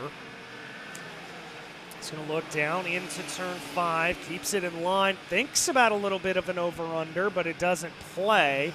Now takes a slightly wider line coming down into turn 6. Going to try to carry that momentum. Are we going to see a Sarah Bradley move down into turn 8? Doesn't quite look like it. Onto the back straightaway. All right, down into turn 9. It looks like this is going to be relatively single file unless we see a Hail Mary thrown on the teammate here. Zev Gottschalk not thinking about it quite yet. Down into turn 12. Here they come. Is it going to be Dutch Westbrook at the line? It certainly looks that way. Here comes a run. Here they go to the line. Is it Gottschalk? Is it Westbrook? It's Westbrook. .02. Oh, wow. My goodness. Brilliant play there by Zev Gottschalk. Really want to give him credit. Made a challenge for the lead without putting his teammate in peril. That is the sign of a good heads-up racing driver. Oh, absolutely. I mean, and no, they're good, great teamwork by all of them. Orsalon team, they did a great job of keeping their karts clean. Some of the best racing we've seen all day so far. Oh, I would argue that's the best race we've seen thus far today. Absolutely incredible stuff. Dude, youngest kids on the track, some of the best racing. Yeah. It's fantastic. I mean, I've got a 10-year-old at home. I can't imagine her being. I've tried. I've tried to get her on a go-kart. And I tried to get her to a go-kart track. Her mom more wants her to cheer. But I want her in a go-kart. But, you know what? She's only 10. Yeah, there you go. There's still time. There's still time. Yeah, I got my 16-year-old. He's no longer scared of the thing. So that always helps. This year we're going to attempt to throw him in a 206. All right. All right. He raced a while ago, flipped a go-kart, and never wanted to be back in one again. Yeah, see, I did that when I was about 3. Did you? And I was like, well, that was fun. Well, I did the parenting thing. I still had the cart, still had everything. I was just wanting him to come to me and ask. And he never asked, ever. And I was like, oh. And, I mean, I've raced my whole life. His uncle is Joe Janowski. Mm-hmm. So there's racing in the family. Yeah. So it's like, how do we not have a kid not racing go-karts right now? Right. This is crazy. But I want to give you credit. You did the right thing there. You let him come to you. You didn't force it on him. And, I mean, that's my story is my family was both in love with racing all the way through. It was never forced on me if you're going to do this. I just fell in love with it. Yeah, that's how I was. And I followed it when I was in high school, and then really when I got into college and was on my own, I kind of came back to it and said, no, this is what I love. This is what I want to come back to. Oh, absolutely. Yeah. That's me with karting. Like I've ventured on and I've done some car stuff and I've done some dirt stuff, but just the purity of karting to me is just the natural love of it. And I feel like I can get into a go-kart any point in time, and it's my therapy. Yeah. Put that helmet on and everything goes away. It's just me, the other people on the track, and a laptop. That's me and my sim. Yeah. That is, if I'm having a really bad day, if I'm having a really good day, I get in the sim. Yeah, absolutely. It's and today, you're talking about your simulator. Like these sims today are not like those old G29 wheels with some plastic pedals. They've definitely got them to where they're extremely close to reality. It was one of the coolest things to be able to buy a sim and assemble it and put it together and have it in my home. That has been a 6-year goal. It's been something I've wanted to do for 6 years, and it really and truly was a situation where we had the means, we had the space, and I was able to finally do it because I wasn't going to do it half-baked. I was doing it all out. That's how I was with my last sim. But, you're right, space. Yeah. These simulators aren't small. Like No. our whole upstairs loft was basically my sim, and my wife would come upstairs and call me. Got it. She's like, and it looked good. Like, it didn't look like a cheap sim. The wires were all nice, and it had LEDs underneath it. It was well done. I got to do that. But summer comes around, and I go do real racing, and the simulator just sits there, and it collects dust, and it's well, that's my excuse, is that I use it for race prep. it should. Yeah, every time before I go to any track, I go and I sit in the sim. All right, but anyway, we can talk about sims for hours here as Absolutely. we bring back and get ready to go for racing once again. Yeah, the ROK Mini class here. So basically, you still have a cadet chassis, so you have the smaller chassis, the smaller tire. We look like a little somebody died right there. Are they going to be able to get it to start? I'm not sure. But anyway, the ROK Mini's 9 to 13 years of age, a little bit heavier, 245 pounds. ROK Mini engine, not restricted, but they get to have open gearing on this. So they get to tune a little bit using gearing. Yeah, and that'll help. Santiago Orioli, going to be your leader here. Alex Chandler, Ludmila Ibarra, and Jaden Francisco going to be your top 4, your top 2 rows. Yeah. It does look like we've got a nice clean pack here, so everybody is relatively formed up. Wouldn't be surprised if we get a green flag this time by. Yeah, we've got Orioli came off of last week with the top 5 on that Kart Republic. We're looking at last year we had not many of these guys ran the tour last year with us, but here we go. Yeah, green flag in the air, a little bit of movement in the back. First 2 were there. Here they go. All right. Clean start, the cleanest one of the day so far. So no incidents coming out of turn 3. That's a first. Yeah, I'd say another couple people to watch here that are moved up from the micro division is Salazar, who's on the Paralyn with Orsolon's team. Always love to see that. Love to see a kid go up to that next level and see what they can do. Is the ladder system really working for that? We can definitely tell and see here. Well, I mean, it's one of the great things of motorsport is that I think it has one of the best ladder systems in any sport. Oh, absolutely. Really, probably with the exception of maybe Major League Baseball in terms of the farm system.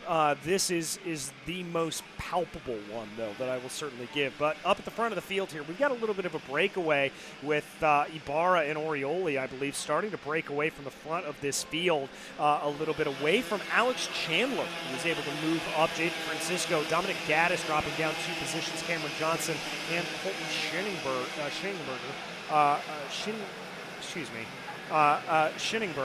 moving his way forward. I said it right the first time, and I just failed. I was letting you just struggle on that one. Yeah. I'm a hick from Indiana, so yeah. I'm gonna massacre some of these names, and I apologize ahead of time. But nevertheless, they're bringing their way down through Junkyard Turn right now. And yeah, we've got a little bit of a breakaway with Orioli and Ibarra up at the front of the field. Chandler maybe be able to put a little pressure. Good little battle for 4th on back. Francisco Gaddis, Johnson, and Schillingberg as they continue to try to get their way forward. Yeah, Orioli is one of those kids that just moved up from, the micro class and look just dominant. So talk about the experience of working through that ladder system and what it does. Being very dominant in the bigger class. Well, and doing a good job last year. Finished 2nd last year in the micro points. So clearly a very talented driver and being able to capitalize on it here with moving his way up and forward. But now that gap's come down a little bit more. Chandler has cut the gap down to about 0.7 of a second, and there's that big lean forward, that minimizing of the drag from Santiago Orioli, trying to be able to get that kart to get as slippery as possible down the straightaways. Yeah, I mean, you're looking at Chandler. Chandler's 5 tenths faster than the 2 leaders. Yeah, and he's very visible there in that day glow helmet. Very, very easy to see. Love that, by the way. As he can see, all three of these leaders have really distinguishable helmets, and they're very pretty. As they continue to try to move their way forward. Don't sleep on Jaden Francisco here either. That Kart may be in contention for a little bit of a run. Here comes a look to the inside for Alex Chandler. Not going to fan out as they go into turn one. Almost gets into the back there of Ludmila Ibarra, but keeps it together. You're right, Chandler's the fastest car to this track, but here comes Ibarra down to the inside. Contact! Chandler takes with them. There we go. Yep, little bit of banging. Third, but that just allows the rest of the group to catch up. Yeah, this is really allowed for Chandler to get right up into this battle right now and bring their way forward. Here they go, trying to sort themselves out. Oh, a little bit of a peek to the inside there for Chandler on Ibarra, but that didn't play out. That was down into turn 7. Now they come onto the back straight away. All right, there comes the move. Chandler down to the inside, gets it done, and there comes Orioli on his way back. No, excuse me, that is, I believe, Ibarra has been able to hold on to that second place position, but they're all scrapping and fighting. It's all over the place. This here, they're going to come across the line. We're going to be able to guarantee that. It's Chandler, Orioli, Ibarra, Francisco, Johnson, Schillingberg.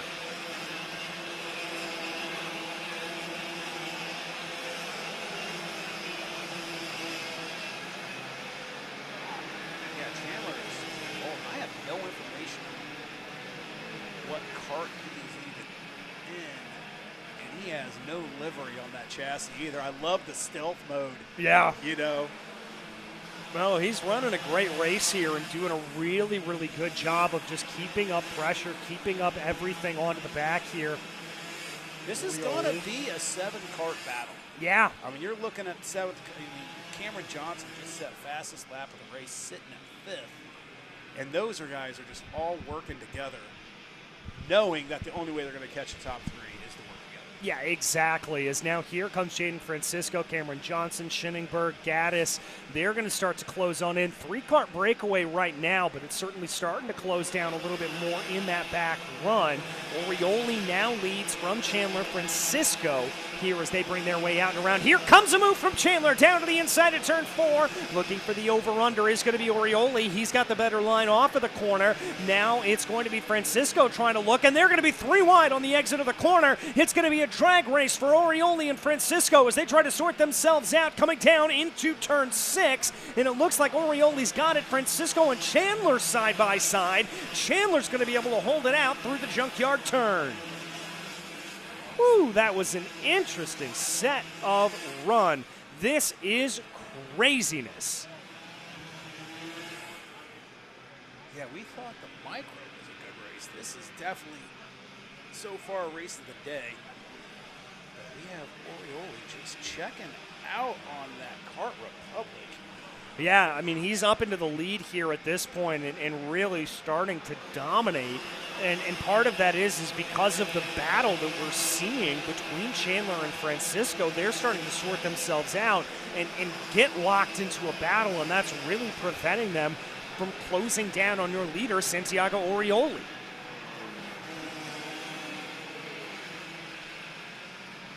It's kind of strung out now.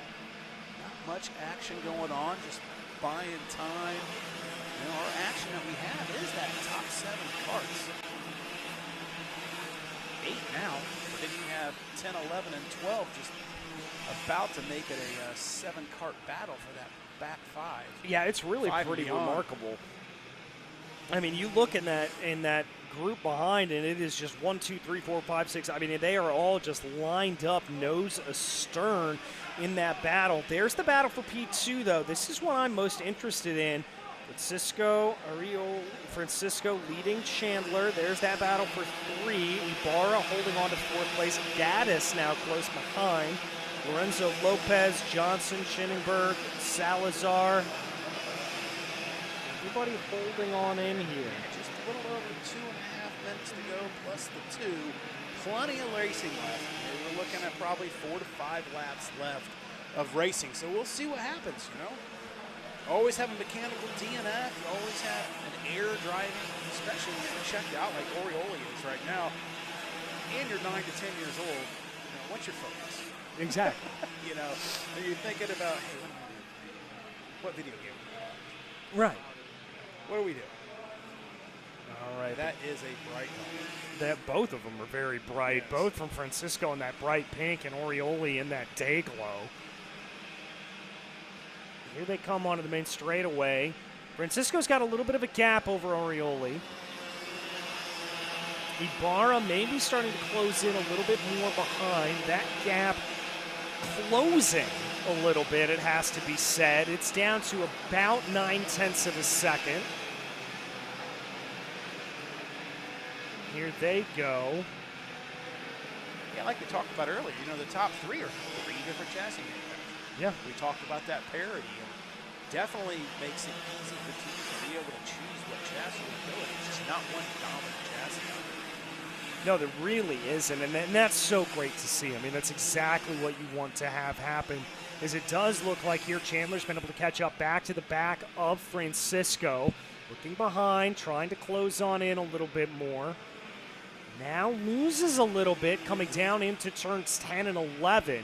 Yeah, he looked like he just got a little too wide coming off of 8, I believe. And just scrubbed just enough speed to let Francisco get some gap.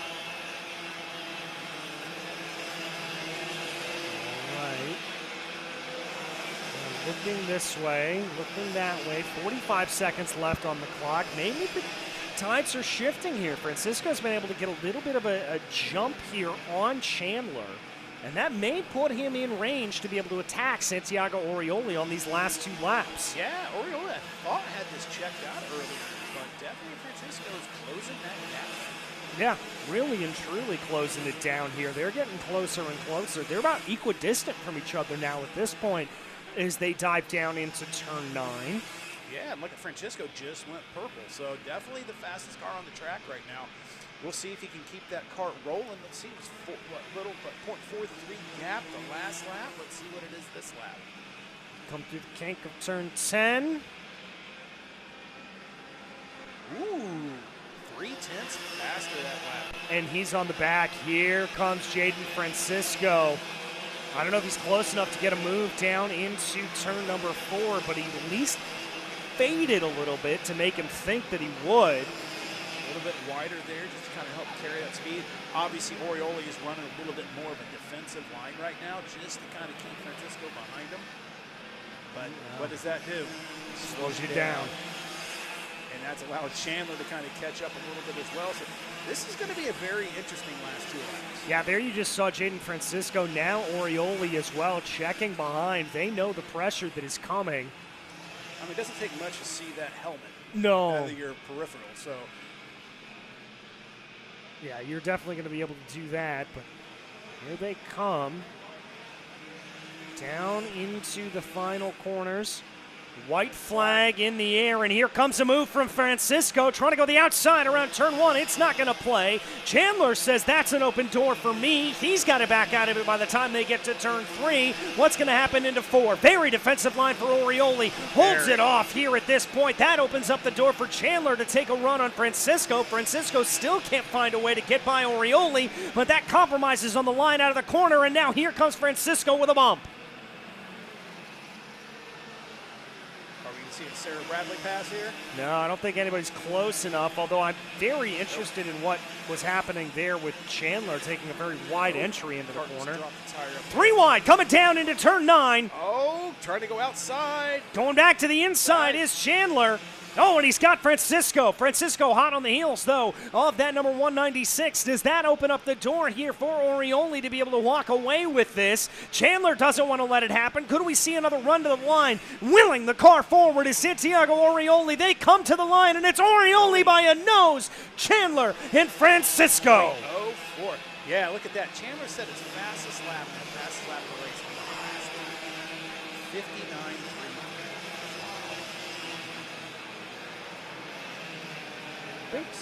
Great racing, just clean racing. Yeah. I mean, I love to see just no unnecessary bumping to move somebody out of your way. Just good, clean racing, setting them up. Yep. And and taking them down. Yeah, setting up the pass, doing it brilliantly, absolutely wonderful stuff to be able to see taking place there. You love to see it. You love to see that kind of racing. Oh, absolutely. Well, we go from one spectrum To to another spectrum. So coming up next is our VLR Masters. They're running the VLR 100cc air-cooled engine. What is our age group here on our Masters? I mean, it is 30 Masters at 32. Come on. Yeah, but 32 over, 410 pounds. That's just shifters. My fault, guys. I was like, 410 pounds. Like, wow.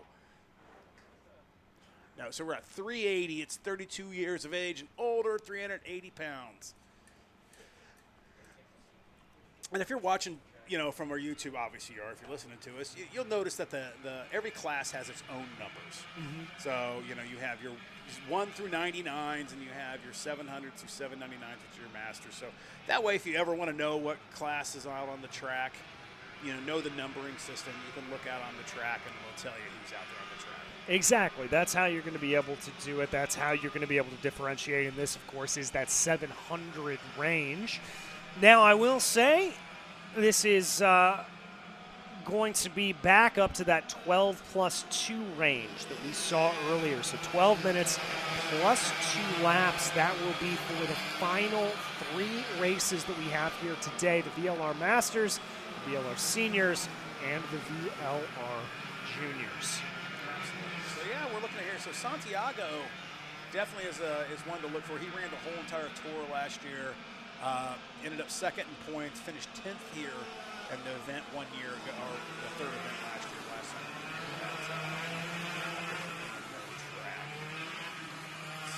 Vegas results. So Elefante ran Vegas, Isaac ran Vegas, Del Bon ran Vegas, and so did Falcone. I mean, Scott Falcone's been around for a long time. Like, he's definitely a name to look for. Always fast. And everything that he's always ran. So definitely look for that 799 of Scott Falcone to definitely be up front.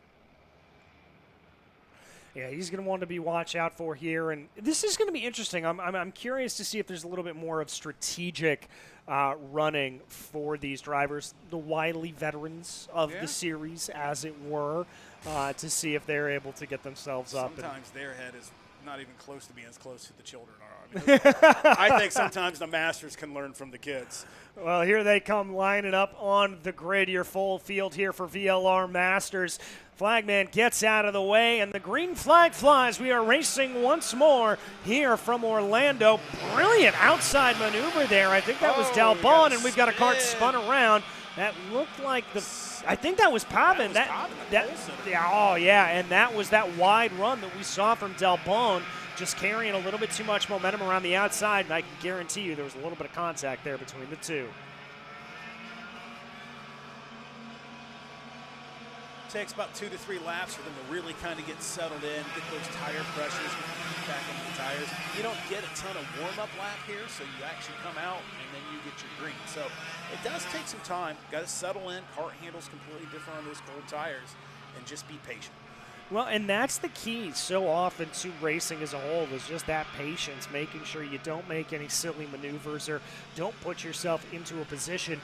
Just hold off as long as you can until you get yourself into that position to attack. Oh, absolutely. So here we cross the line for the first time, and there's Del Bon at first, Elefante, Falcone, Perez, Alvarez. They're all pretty close to each other right now. We'll see if Falcone can get up there. Oh! That's a slide job. Big maneuver in contact in the back. Falcone on Elefante there. Yeah, trying to push their way ahead a little bit and get themselves out of that danger. Nothing Falcone could do. He was just handcuffed. Yeah. Does look like both karts are able to get back out and on their way. Completely changes the leaderboard up front, though. It's still relatively tight up at the front of the field, we have to say. You can see Del Bon sitting there just working those needles a little bit on that carb, just trying to get a little bit more of that engine. Either the engine's running a little hot, it's running a little cold, just trying to dial it in. Oh, I was going to ask you what he was doing, actually. So there you answered my question for me. Yeah, there's a minimum maximum range in the run on these engines. So if you're motor's just a little too cold on the bottom end. Just kind of lean that bottom needle out a little bit more. If you need a little more top end, motor's running a little too cold, you just kind of close the needle off, lean the motor down, and get yourself a little bit more heat in the motor and get you going down the straightaway. All right. Well, you learn something new every day, and that's how to do it. But Del Bon leads from Perez, leads from Alvarez right now. Santiago and Isaac behind right now. Closest battle does appear to be that battle between Del Bon and Perez up at the front of the field. We're going to have to see how well they close this down as they continue to work their way on through. It is not going to be long for Pavan to get caught up there at running 1 second faster than everybody else right now. Yeah, he is certainly going to be a man on a mission here at this point. I think he'll definitely be in the back of Kevin Yee before a couple laps are over. Del Bon, though, sets the fastest lap of the race with a 57.90. Santiago comes across the line. Pavan now reclaims that fastest lap. 57.89 for Pavan. Yeah, I'm pretty sure he's got a lot of adrenaline going right now. And Yeah. A little probably upset at himself. I don't know. I didn't see it. I don't know what happened. I don't know if he got hit or if he just dropped the tire and spun on his own, but I'm not sure. Yeah, I'm not sure either. I think there was a little bit of contact there with Del Bon. That would at least be my assumption from what I saw coming into the corner, but don't want to idly speculate too much on that. They come down now through turn 9, bringing the way around. Del Bon still leading Perez and Alvarez, and it looks like the 754, that's Pavan, has had another issue. Oh, no. Did we catch that? No. Just saw him off to the outside there. And he is coming. Is that going on to 8?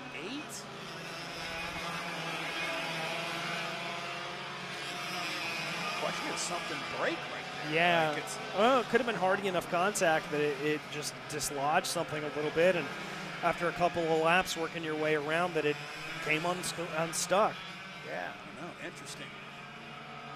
Still yellow in that corner, but doesn't matter anyway because Del Bon is just flying, setting the fastest lap of the race so far. Yeah, Del Bon at this point now has got that gap almost up to a full second. And I can see out of the corner of my eye Mark Pavan carrying that cart back down into pit lane, so that is his day done. Alvarez looked like he just had a nose there on Perez and decided to pull it back under, but doing that, lost a couple car lengths. Yeah, he lost a whole bucket load of time there. Look behind for Alexander Del Bon. Trying to see if there's anything to do. He's going to keep his way ahead right now. A little bit of twitch coming out of turn 3, but he's able to keep it together as it comes down into turn 4. This looks like a pretty good run here for Del Bon. 1.4 seconds now, the gap, as he'll continue to try to streak away. 6 minutes and 35 seconds left on the clock.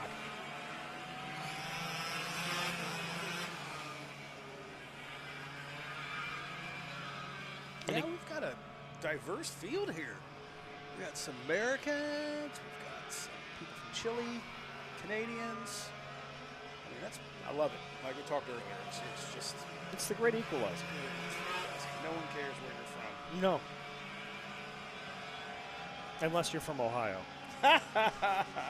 To all Ohioans out there, you have 2 Hoosiers sitting on the microphone, so please understand. Oh. I mean, listen, I'm an IU fan. I already had the season of my life. I don't Did we care. all? Yes. That was fantastic. That was my my joke out in California, is that I kept saying, if we get the big one, I take the blame for it. Because I have sold my soul for IU football. Yeah. Sentence I never thought I'd utter in my life. No. Me either.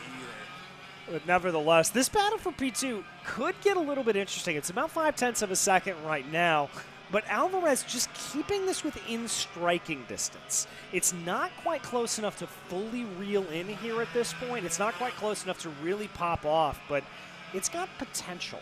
Yeah, something interesting to watch. Del Bon dropped a tire coming off of the 8 and then immediately looked back at it. So I don't know if he felt like he cut it or did some damage to his rim, but very interesting that I've noticed quite a bit of karts now trying to push that speed coming off of 8 to carry it down that straightaway, and they're just dropping a tire, and that dirt is starting to get worn away, and the dip is getting deeper and deeper and deeper.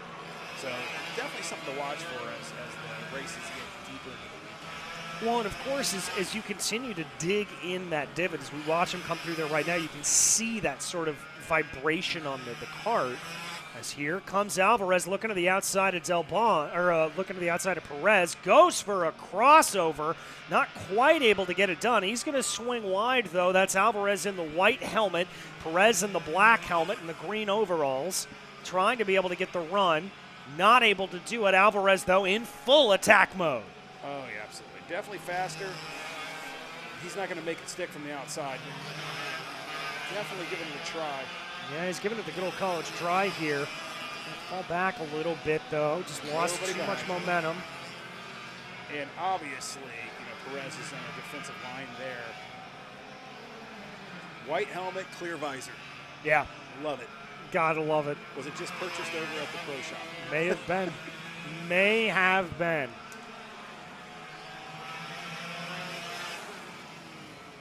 Drives it down in. There you see a little bit of a very defensive line from Perez, but that he tried to get it so that Alvarez would back off and not cede that inside line down into turn number 9, but it didn't quite work out, and Alvarez has the position. Yeah, Alvarez is definitely faster. It'll be interesting now to see what he'll do when he's got some clean air in front of him. And see, we've got 3 minutes left on the clock with the +2, so we'll see. Like I said, it's always easier to chase the rabbit than be the rabbit. Exactly. So we'll see if Alvarez can sit here and check out from Perez, or if Perez is going to be able to just get right back on Alvarez's bumper and see what he can do. Yeah, we'll have to see what they decide to do here and how hard he is going to be able to push. 2:45 left on the clock. Credit here to Perez, though. He's keeping this close. I thought Alvarez was going to kind of streak off into the distance. Not the case. Well, also, we need to keep an eye on this, too. So if you start third, you're starting inside behind pole. Yeah. Do you want that inside line, or would you rather start outside pole? I think, personally, I'd rather stay on the inside line. No, with what we've seen, you can lose too much speed coming through that 1-2 complex. There's not enough camber in that corner for you to be able to bank enough speed through there. You've got to want that inside line. There he's starting to extend the gap a little bit in that 777. 3/10 faster that lap. Well, actually, half a second faster that lap. Yeah, we're winding up our day here. We just have the VLR juniors and seniors, which only have the VLR junior and seniors. Which are two of the best races we're going to see. 39 count, 43 count fields. It's going to be some great racing.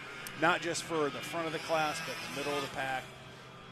It's going to be some fantastic racing. Yeah, it is. It really is. It's the two series that I've been most looking forward to all day. Yeah, Delbon is just out there thinking what he's going to have for dinner. 4.73 seconds the gap here at this point. He's set the fastest lap back on lap 4 and, hasn't really felt the need to close it down from there. He's just running away. Yep, absolutely not. Like we talked about, conservation mode. Yep. Save the tires, save your stuff. And even for Alvarez right now, it's like, just run some smooth laps. Yeah. Don't push it. Save your equipment. Yeah, I think that's exactly the mantra you want to try to have happen. But and it's going to be interesting, though. Like, I think Alvarez has something for Delbon tomorrow. Like, yeah, I think you're right. Definitely not that far off on pace. Go in, take your data down, look at what the kart's doing, see if you've got any chassis bind anywhere, work on that, and then go. But, I feel bad, though, because I don't feel like, with Pavan, we don't know. Yeah. At one point in time, the fastest car on the track. Yeah. What was going to happen. So I think we can definitely have top 3. And, my boy Scott Falcone. Well, didn't even get a chance. Well, and Pavan really didn't either. I mean, if you think about it, he was your pole sitter, was taken out in turn 1, so there's not really an opportunity to see what that kart was able to do with that 754 and the speed that they have. They could have had something to really challenge your leader here in Alexander Delbon. I'm interested to see what this race is going to be tomorrow because I think it's going to be pretty interesting. What's really interesting is look at that right there. Falcone, 8 laps down. Yeah. Kevin, 9 laps down. You know what that means? 8 to 9 laps less on those tires. That's a very good point. So that's going to be huge. Same thing with Santiago. Like, we'll see how that helps, or if it doesn't. I mean, these Levanto tires are really, really good, but fresh tires are always faster. They are. Fresh tires are always faster, and that could be a huge boon to them tomorrow. As there we get the official sign. 2 laps to go here from Orlando Kart Center.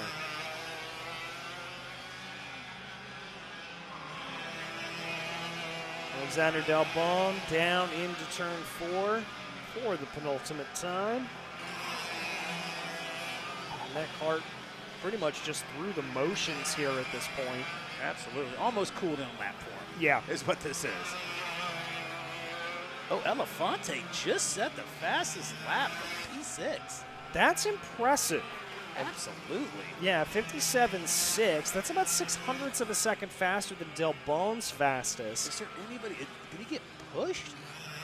No, he's all by himself? He's last on the field. Falcone and Santiago and That's Pavin, right. everybody behind him, is retired. Oh, yeah. I mean, he's not getting a draft from Kevin, so 1 to go. And there is that white flag. 1 to go for Alexander Delbon. About a minute until he'll be able to taste victory here for that number 729.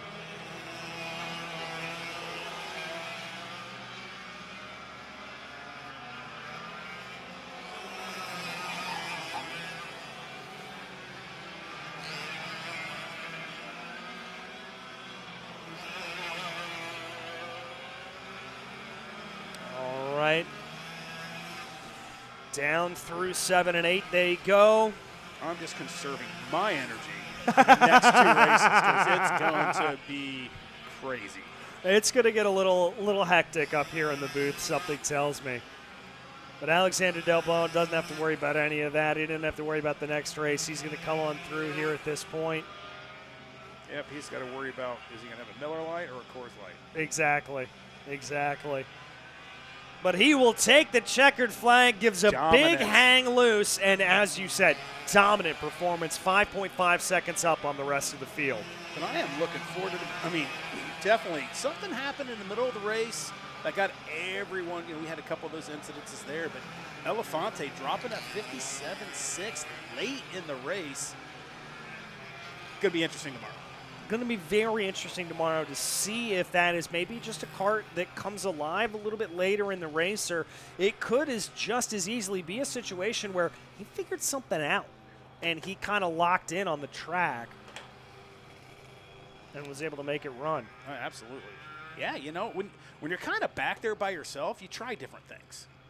You try different lines. You try this corner. You try this corner a little bit. You're out there trying things. Yeah. Maybe you saw, Delbon, you saw his line. Yeah. Like, let me try that line. Yeah, exactly. And then it works for you. Yeah, there's Santiago right there with the Orsalon racing team. And I am not sure what went on there. Looks like we're going to have a couple kart pickups here before we start off with our next event, which is our VLR senior race. A nice stacked field of 43, I think? 44, 43. 43 entries. 42, something like that. Yeah, it's a lot of big names to look for here. And who do we have? Anybody that's... Yeah, we've got Sebastian Garzon has moved up from junior class. Yep. Then we have, who else? Looks like by my list, Salvador De La Vecchia, Gustavo Gomeres, Frederick Manning, and Aiden Shimbasi all have moved on up. Yeah, absolutely. Always interesting to watch the younger kids when they come in. So, this is a 15 and over class. You're looking at 350 pounds. So, we're a junior, right? No, we're a senior at 350 pounds. So, I think we saw earlier in warm-ups, haven't seen the qualifying times, but the junior kids were actually faster than the seniors. Well, and what we were talking about on that is that the reason for it is they're both running the ROK VLR engine. However, there is a restrictor on that junior class entry, but in the junior class, it's about 40 pounds lighter. And so sometimes that little less horsepower means you don't have to lift through a corner. The lighter engine and the lighter car means you can run a little bit faster. Oh, absolutely. Yeah, we'll see if that holds true today, racing style. Yeah. But, we'll talk about that. It's not uncommon that the junior class. Yeah. All right, we've got some big names here. Who do we have here? So we had Isambard was third last year here. Someone to look out for. Consider our Vegas guys. Oh, Diego Ramos. Top 3 with a 2. Finished second in Vegas. So that's always one to watch.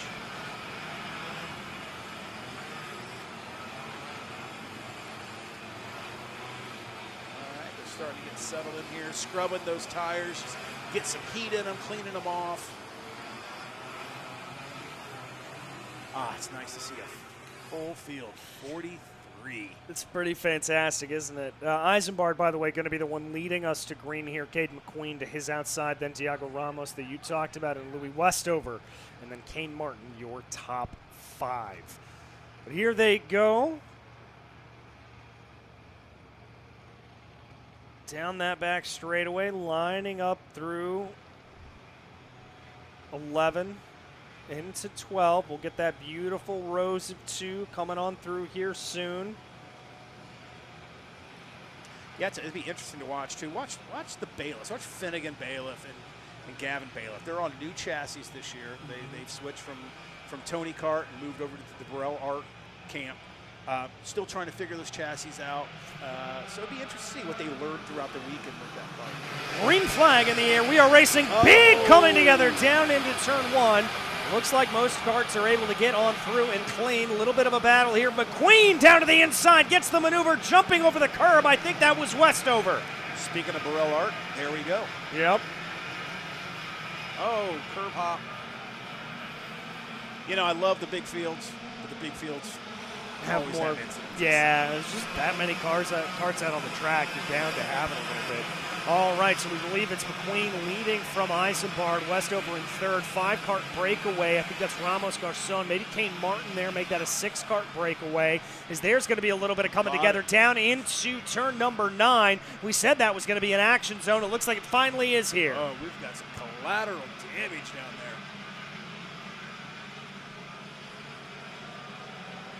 All right, they're going to come across the line here, give us a better idea. It's Ramos up into the lead, followed by Isambard, Cade McQueen, Louis Westover, Salvador Della Vecchia, Kane Martin, Henry Wheeler, Wyatt Downing, Gavin Bailiff, and Sebastian Garzone. Here they come down into the braking zone. Little bit of a hip check, a little bit of a how you doing there from Isambard to the back of Ramos. I don't think Ramos was particularly pleased about it as he looked behind him and kind of gave him a little bit of, what are you doing, man? Yeah, a lot of racing left. Yeah. A lot of racing. That good thing. So your big movers right now is Downing and Bailiff sitting at 9th and 8th, moving up 6 spots so far. Yeah, that's a pretty impressive run for both of them. Also, Ramos, your leader, who is sprinting away from the field, 3 wide farther back in the pack. They're going to file themselves out, somehow get back into 3 wide again. But Ramos getting a big gap on the rest of the field.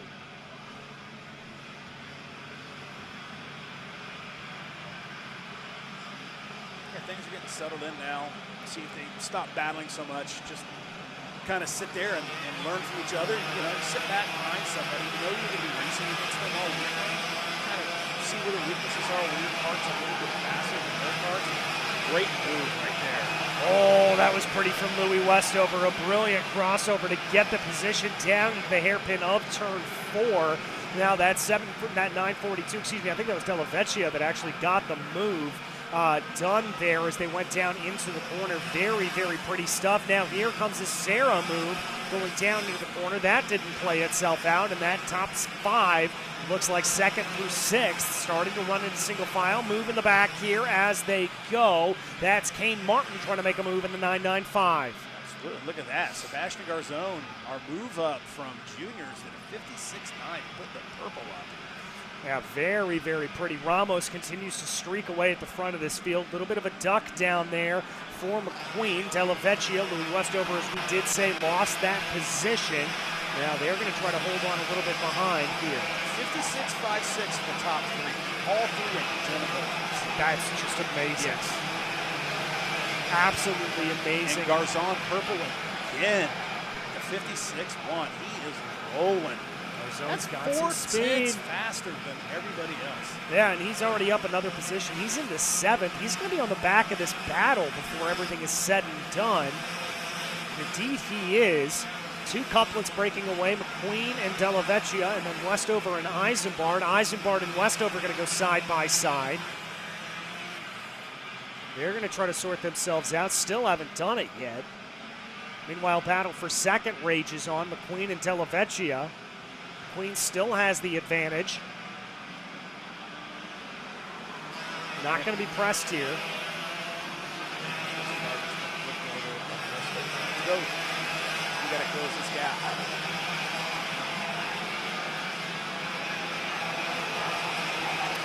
right. Della Vecchia right there at 56.02.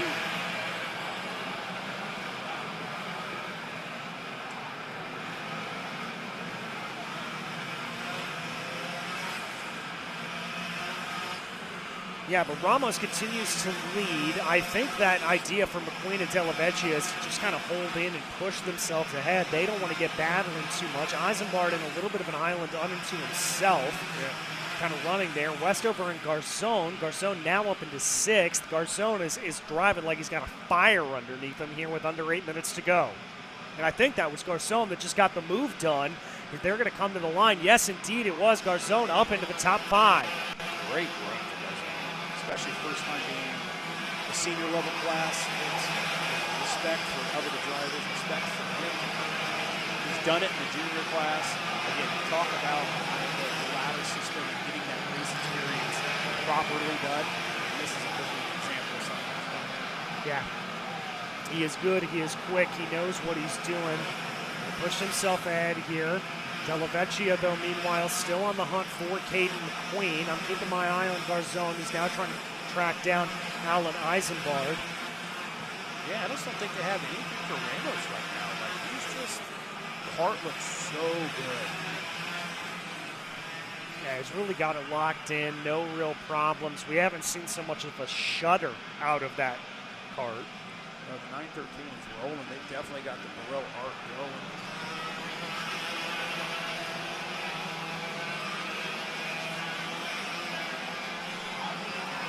Keep pushing.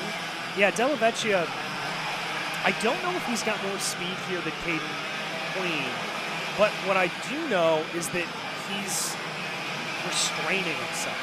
He's not even poking to the inside, poking to the outside, trying to force a mistake. It looks like he is truly waiting to make an all-out attack on the back of Caden McQueen, giving McQueen the option to try to chase down Diego Ramos. And part of that is Alan Eisenbart is not close enough to the back of Della Vecchia to really push anything into problems. Yeah, but I think Eisenbart is actually closing the gap a little bit. He closed it by 2/10 last lap. So, I mean, it's definitely, there's plenty of racing left. So we're talking, 10 laps? Yeah, Or 7 laps. I knew what you meant. Yeah. So let's get ready. Exactly.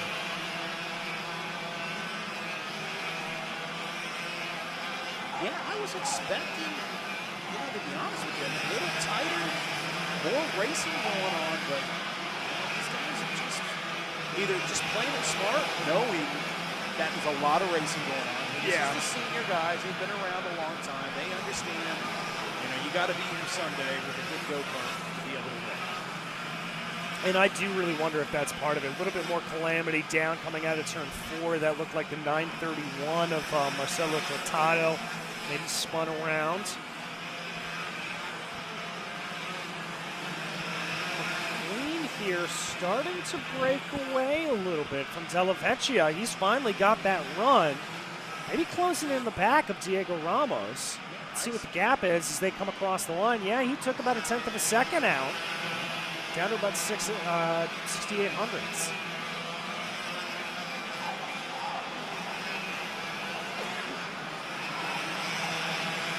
Yeah, there's a distance that you get that you start going. Yeah. And then there's a distance that you have. You're like, what? It's not. I'm not going to catch it. It's not going to go. Yeah, and I think here at this point, McQueen may be in that position where he's going, I may be able to catch him. My other storyline that I'm a little bit interested by is Garzón here. I thought Garzón was really going to be able to close that gap to Eisenberg. He's not. It's 1.4 seconds. Yeah, I don't know if he started with higher tire pressures. The car came in quicker. Maybe. And now it's just kind of leveled itself off. Or he's just, outdrove his tires. Maybe put more tension in him, pull him down a little bit, and might try another run to him. Yeah, could be that. Could be a situation where that's just the plateau for him tonight. I mean, he may just be faster than Westover and Alibi behind him, and this is just the position he's going to be in.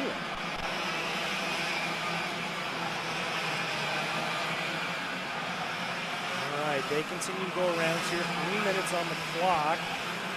Caden McQueen starting to get bigger and bigger in the rear view looks of Diego Ramos. This is a battle up for P1. What did he put you down to? Let's see. Coming across the line here in a minute. He took another 10th out on the last lap. Let's see what he was able to do on this lap. Here we go. I bet you he's within 3 tenths. No, just under a half Visually, a second. it looks like he closed a lot more than what it is on the watch. But he's setting fastest laps of the race. Yeah, he's doing what he needs to do. So it definitely can smell the blood in the water. So let's just see if he can capitalize on this. Plenty of racing left. All it takes is one mistake, one little bobble. Just that Kart steps out a little bit, and the next thing you know, the Queen will be right on.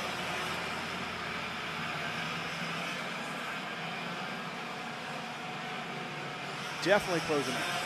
He's definitely closing it. There's that little bit of adjustment that you talked about, maybe playing with the needles a little bit, just trying to get a little bit more performance out of that Kart, out of that motor. It looks like 300s of a second taken out on that little last. bit, but And Eisenbard, look at this. Eisenbard and Della Vecchia now in a battle for the final podium spot. yeah, we're looking at the two pretty girls up front. Forgot about the one sitting on the wall back there. Yeah, and there's the pass down into turn 4. Textbook from Eisenbard. Look at that. There you go. Fastest car on the track right now. Able to take it away. Good stuff there from Alan Eisenbard. Is he going to have enough time to catch it?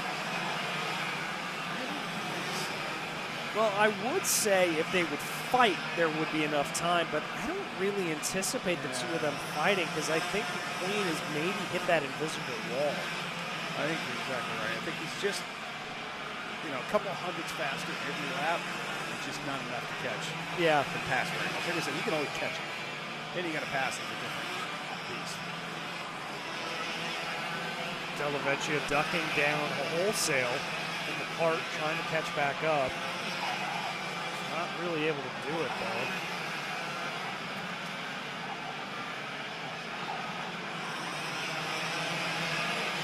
Finnegan Bailiff sets a personal best on the last time of asking. Late in a run, that's pretty good. You're taking information. When you take it back to your crew chief, and you download your data, and you're all right, we went probably out with a little too low a time. So next time, ideally, 5 laps to go is where you want to start setting your fastest lap, 6 laps to go. Definitely, you don't want to set your fastest lap the last lap of the race. It's definitely not where you want to be. No, you don't want to leave that all to chance. Does look like Della Vecchia could have a little bit of a response here for Eisenbard. Leaders come across the line, 2 laps to go.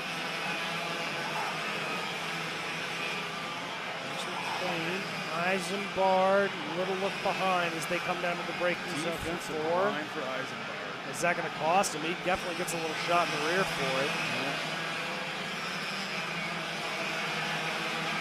I mean, I'd rather start third all day long tomorrow.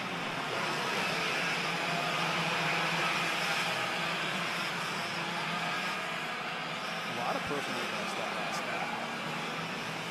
And again, these people don't. I mean, Levanto, ROK Cup's the only place you run a Levanto. But they don't have a lot of experience with this time, knowing how it's going to grow, knowing where it's going to be at, tire pressures. So it's very interesting to see what this team is doing. It looks like it's setting a personal best the last lap of the race. Maybe just tire pressure. Yeah, and there we see a little bit of lap traffic doing the sporting thing, getting out of the way. Does that set up an opportunity here for McQueen? He's going to think about it. Looks to the outside, now crosses over to the inside, coming through turn 5. They're going to be side by side as they race down into turn number 6. They just looked at each other. Yeah. Did you see that? And just like made a hand gesture. It is going to be Ramos that's able to hold on to it, taking a defensive line down into 9, forcing McQueen around the long way. Again, going to look for that crossover. He's got it. Side by side coming down into turns 11 and 10. Now down through 12. There's a nice little crossover from McQueen. It's going to be a drag race to the line. Who's going to get it? I think it's Ramos by a hair. It is 5 thousandths of a second. We've had 3 races that have finished 1-2 within 5 thousandths of a second. That's amazing. Yeah. Amazing. You want to know why karting is some of the best motor racing you will ever see? There is your prime example, folks. Yeah, that was good. Enjoyed that very much. So, again, setting up for tomorrow. We will see. Heading up tomorrow. We have one more today, which is another stacked field of our VLR juniors. Exactly. So this is going to be the same kart that we were just running. About 40 less pounds and a restrictor. But as we said, it also does mean that you're probably going to go a little bit faster because of that less weight. Absolutely. And we've got some kids that are jumped up from many. You know, the big thing is they're experiencing a bigger go-kart. So they're coming from that cadet chassis, that smaller tire. They're going into a full-size chassis with a bigger tire. A lot of different things going on there. The kart doesn't come in as fast. Yep. It's just bigger. You know, you're more horsepower. So You're having to, I'd imagine, wrestle the car a little bit more, probably not quite as nimble.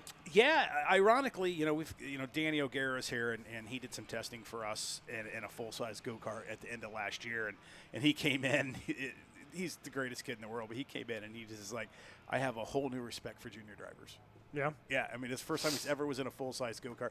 Granted, it was an 80cc shifter, but it was awesome. You know, just the look on his face, driving the larger go-kart. So, but yeah, so some of the kids that are jumping up here is look out for Nico Orbezo, Centillion, Lavin, and McClellan. Those and John. Yeah, those are all ones that have all moved up from the mini class and very successful in minis. So I'm expecting to see some great things out of those kids in this race.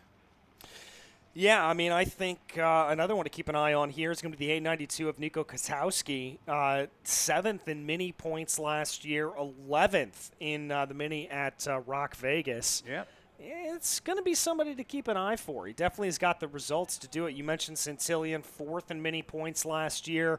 John McClellan, 10th in mini points. We've got some heavy hitters that are making the jump on up. Yeah, absolutely. And from last weekend with the SCUSA race, we've got Theo Salamao, 2nd and 3rd in this class last week with the KA motor. Then Alexander Savage, love the name, 2nd last week, or finished the top 3 with the 2nd at the SCUSA race. So again, another stacked field. Can't wait to see them out there. We've got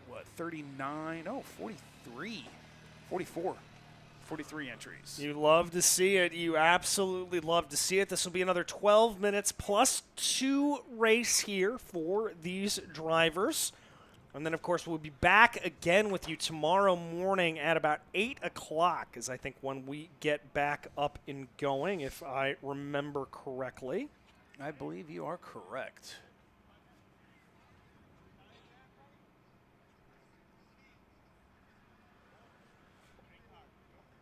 Take a look here, double check my timing there.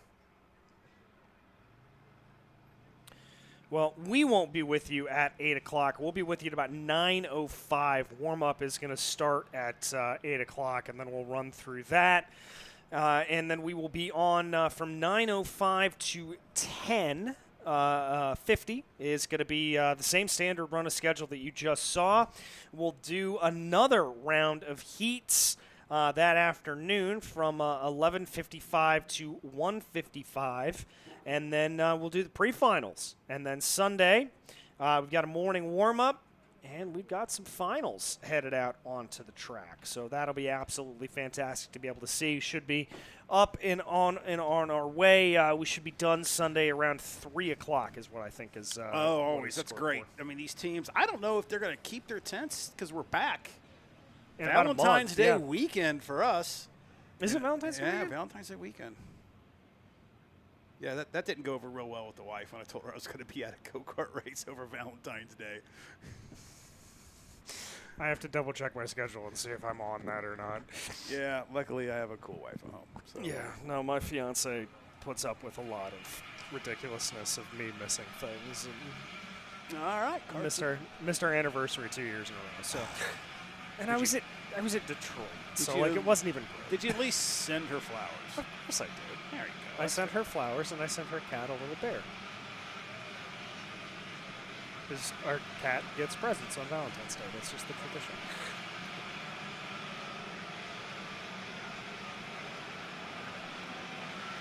Well, all right, they're headed out onto the track right now. Everybody getting themselves formed up for another 12-minute plus 2 events here today.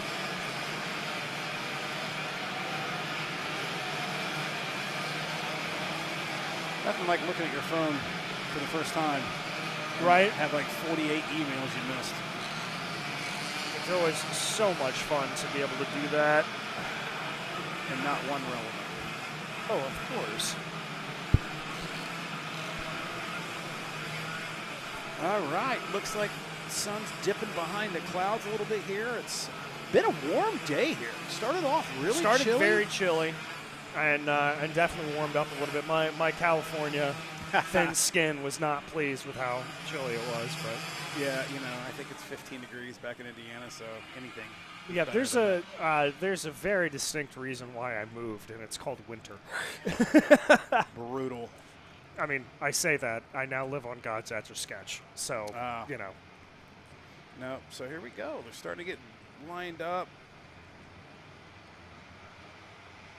Who is on pole? Oh, Trushart is okay. Actually, I think it's Vanchev. I think our timing and scoring hasn't updated because that's the 806 right there. Okay, gotcha. Yep. And again, some of these kids have run double duty. Yeah. They're running the GP Junior, and they're also running the VLR Junior. So, does that help you? You get double the track time.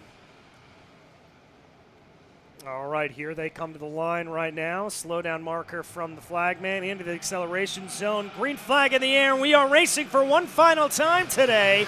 Still a little bit of consternation down into turn 1, but it looks like the majority of the field has gotten through cleanly. I can't say the same for turn 3. Up in the front, Vanchev. There's a huge coming together and track blockage down through 3.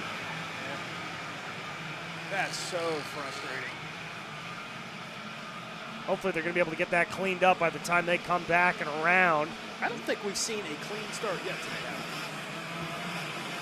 except for maybe the class was only 8 or 9. No, we saw it in the minis. The minis? Yeah. Go figure. Yeah. Yeah, the young kids got it out. Yeah, they figured it out. All right, here we go down into turn 9. Vanchev leading from Chouchot, Steinbrook, Gutierrez, Mansa, Kennedy. They're going to try to sort themselves out a little bit here at this point. Action through the back of the field. It's a pretty good lead there for Vanchev.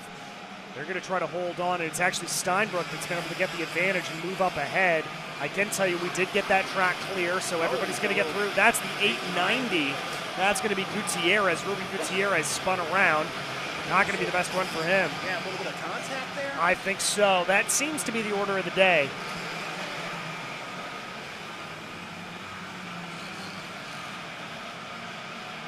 Yeah, order of the day into turn 1 seems to be if you're on that outside lane, you're going to be given a little bit of a pinch, and that's not the way you want to go.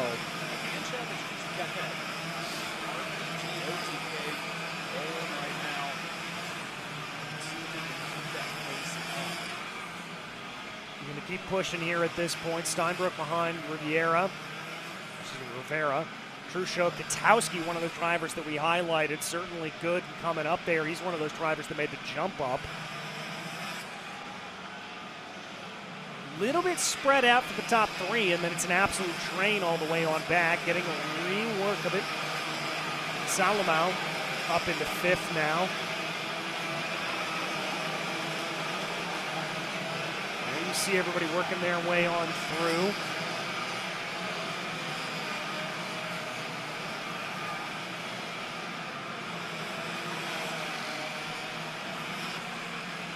Van Scheff doing a really good job up the front of this field. He's already got a 1.14 second gap. That gap's relatively equidistant between Steinbrook and Rivera as well. Truchot trying to close on in. That battle really back for fourth place on back. That's where that train starts. Yeah, Van Scheff's got the field covered by almost a half a second. At least 4/10. See if he can keep that pace going. Have to see. Not seeing a lot of movement, not seeing a lot of folks poking out of line. Salomao really working his way forward. That's another position he's gained. He's over Truchot right now. That's for that lead in that big train, but he started to separate himself out a little bit to the tune of about a half a second.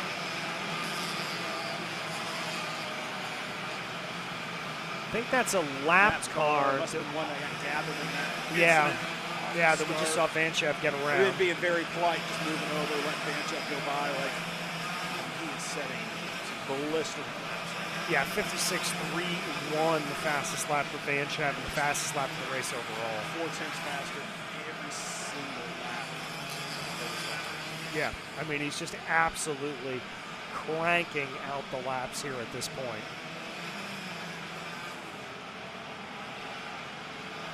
Not much to talk about. Yeah. Last race of the day. Katowski gained another position. Truchot falling back through the field. That again is that big battle for fourth on back. But Salomao leads. But Salomao started to break away from that a little bit. The really close running is now Katowski, Truchot, and Kennedy. Gets fifth, sixth, and seventh.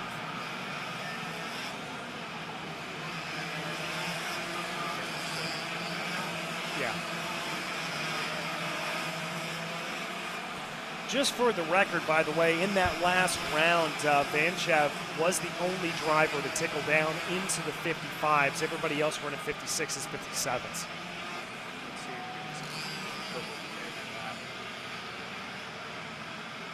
That's all we got. That's all we got. I mean, it's still pretty impressive. He does go purple again, a 55.6. Just consistent. Yeah. It's consistently just taken a little bit of time off. There's that battle that we were talking about. It's the 54, Salomao, Katowski, Kennedy. Truchot's really had a rough run here. He's fallen back through the field big time. Lapped car that you see, that was not, as I initially thought in my head, a Mario Kart moment where the driver leaned forward and got a boost. Our director agrees with me that he thought there was a problem with it. No, that was totally normal. It was just that the cart was slowing down and it was an optical illusion. Yeah, definitely. 456. Yeah, this is Salomao, Katowski, Kennedy, Truchot a little bit farther back.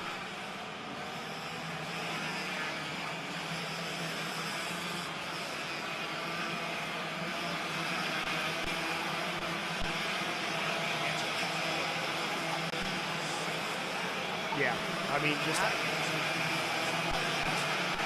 it's really pretty impressive. Especially when you're all out there by yourself. Yeah.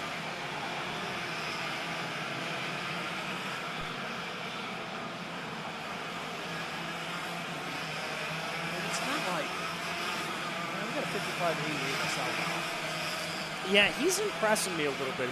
He's started to pull away. Now that battle farther back is really between Katowski and Kennedy.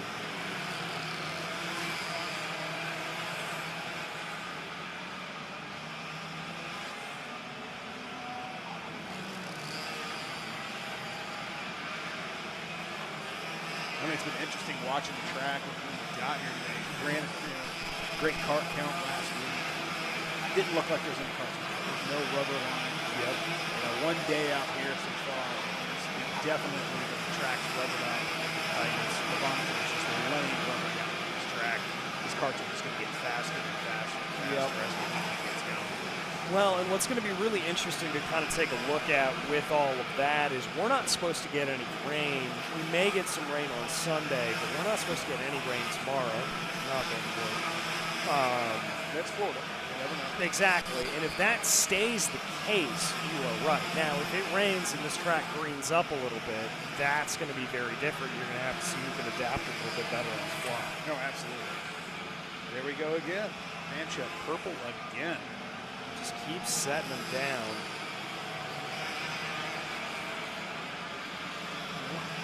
Definitely figured something out. Battle that we watch right now. This is the battle for P2. Julian Rivera taking a look down to the inside as Steinbrook forces him off wide a little bit and gets the position. Nice move by Rivera.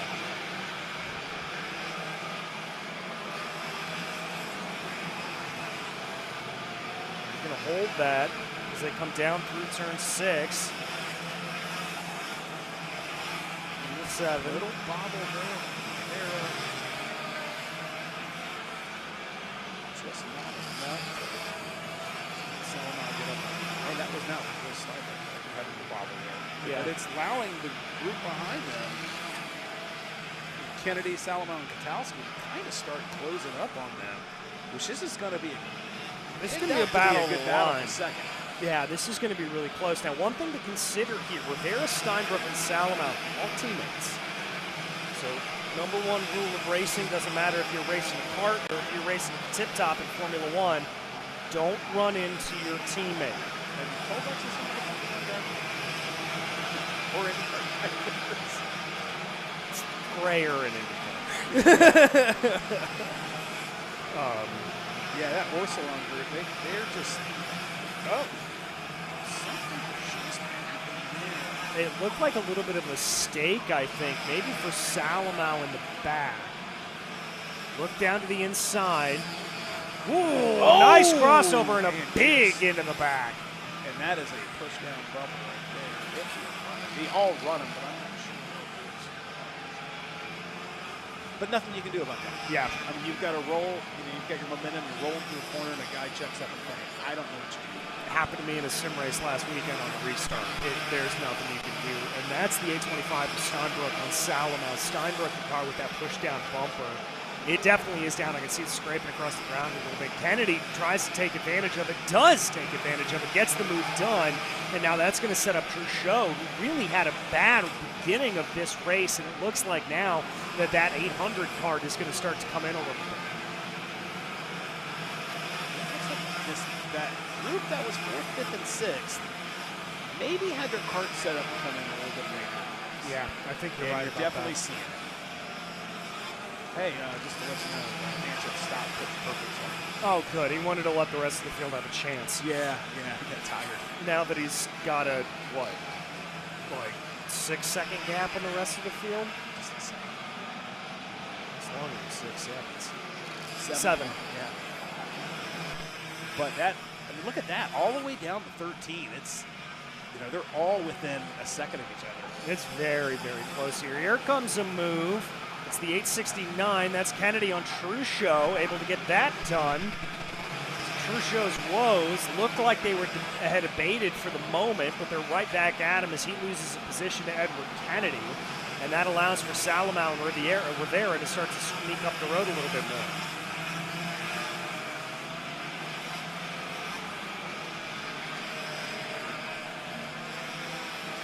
Down the back straightaway they go. A little bit of action farther in the back. Under a minute left. Plus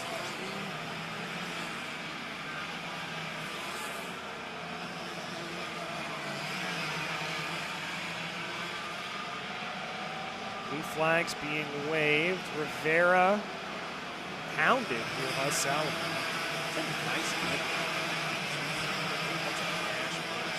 That's a lap car, actually. But it's a nice, it is shiny. Yeah, it's got kind of a chrome blue. Yeah. It's Declan Nixon, by the way. He was one that got involved in that initial. And I think credit to Declan. He has been the one that we have seen really get out of the way of everybody and be very courteous and sportsmanly. So very, very happy to see that. We want to really highlight that and applaud that.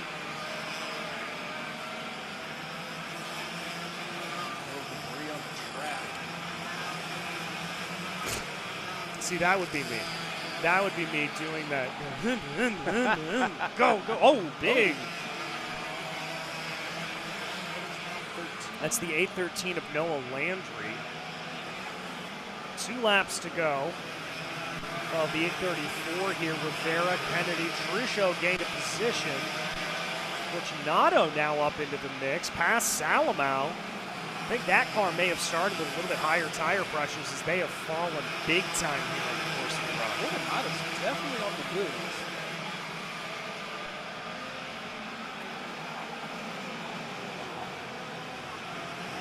Fanchon stretched it out to almost 10 seconds. Yeah, that's just a power flex at this point. I mean, what do you do?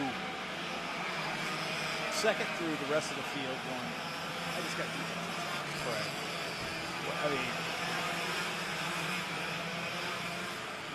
it's just insane that someone is just that dominant. Yeah.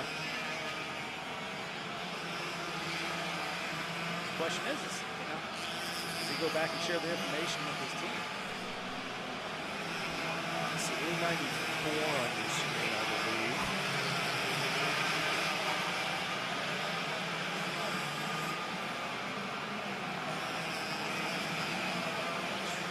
There's your leader, the 806, Vanchev. Haven't talked about him much. No, we really haven't. Not a lot of camera time for that. No. That young gentleman. But certainly deserves it. Oh, absolutely. Just a clinic. The clinic here comes down through turn 9 for the final time. We are on that white flag lap. Look at the marbles starting to pick Yep. up on the track.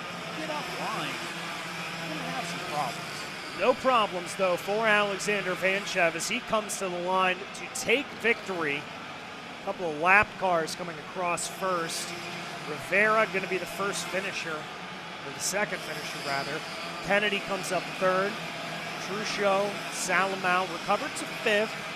Fortunato, Kotowski, Medeiros, Jensen, and Steinbrook, your top 10. Good recovery there for Alessandro Trusho. Really thought that car was in trouble midway through the session and really was able to pull that around. Yeah, you know what? You never know what happens. Like, yeah, very found impressive. something stuff in the with that. chassis. Maybe he set his needles right. Yeah, Got that motor humming a little bit better. Whatever he did it right. exactly. Well, folks, as you can see, everybody's headed under that Levanto Kart Tires bridge, and that means it's about time for us to say goodbye to you. It's been an absolute pleasure to bring you the Florida Winter Tour here for ROK Cup. My name has been DJ Clark, joined here by Jason Ewers. We'll be back with you tomorrow for more heat and pre-finals action on the channel, so come back with us then. We should be back at around 9 a.m. Eastern Time. Absolutely, guys. Have a good night.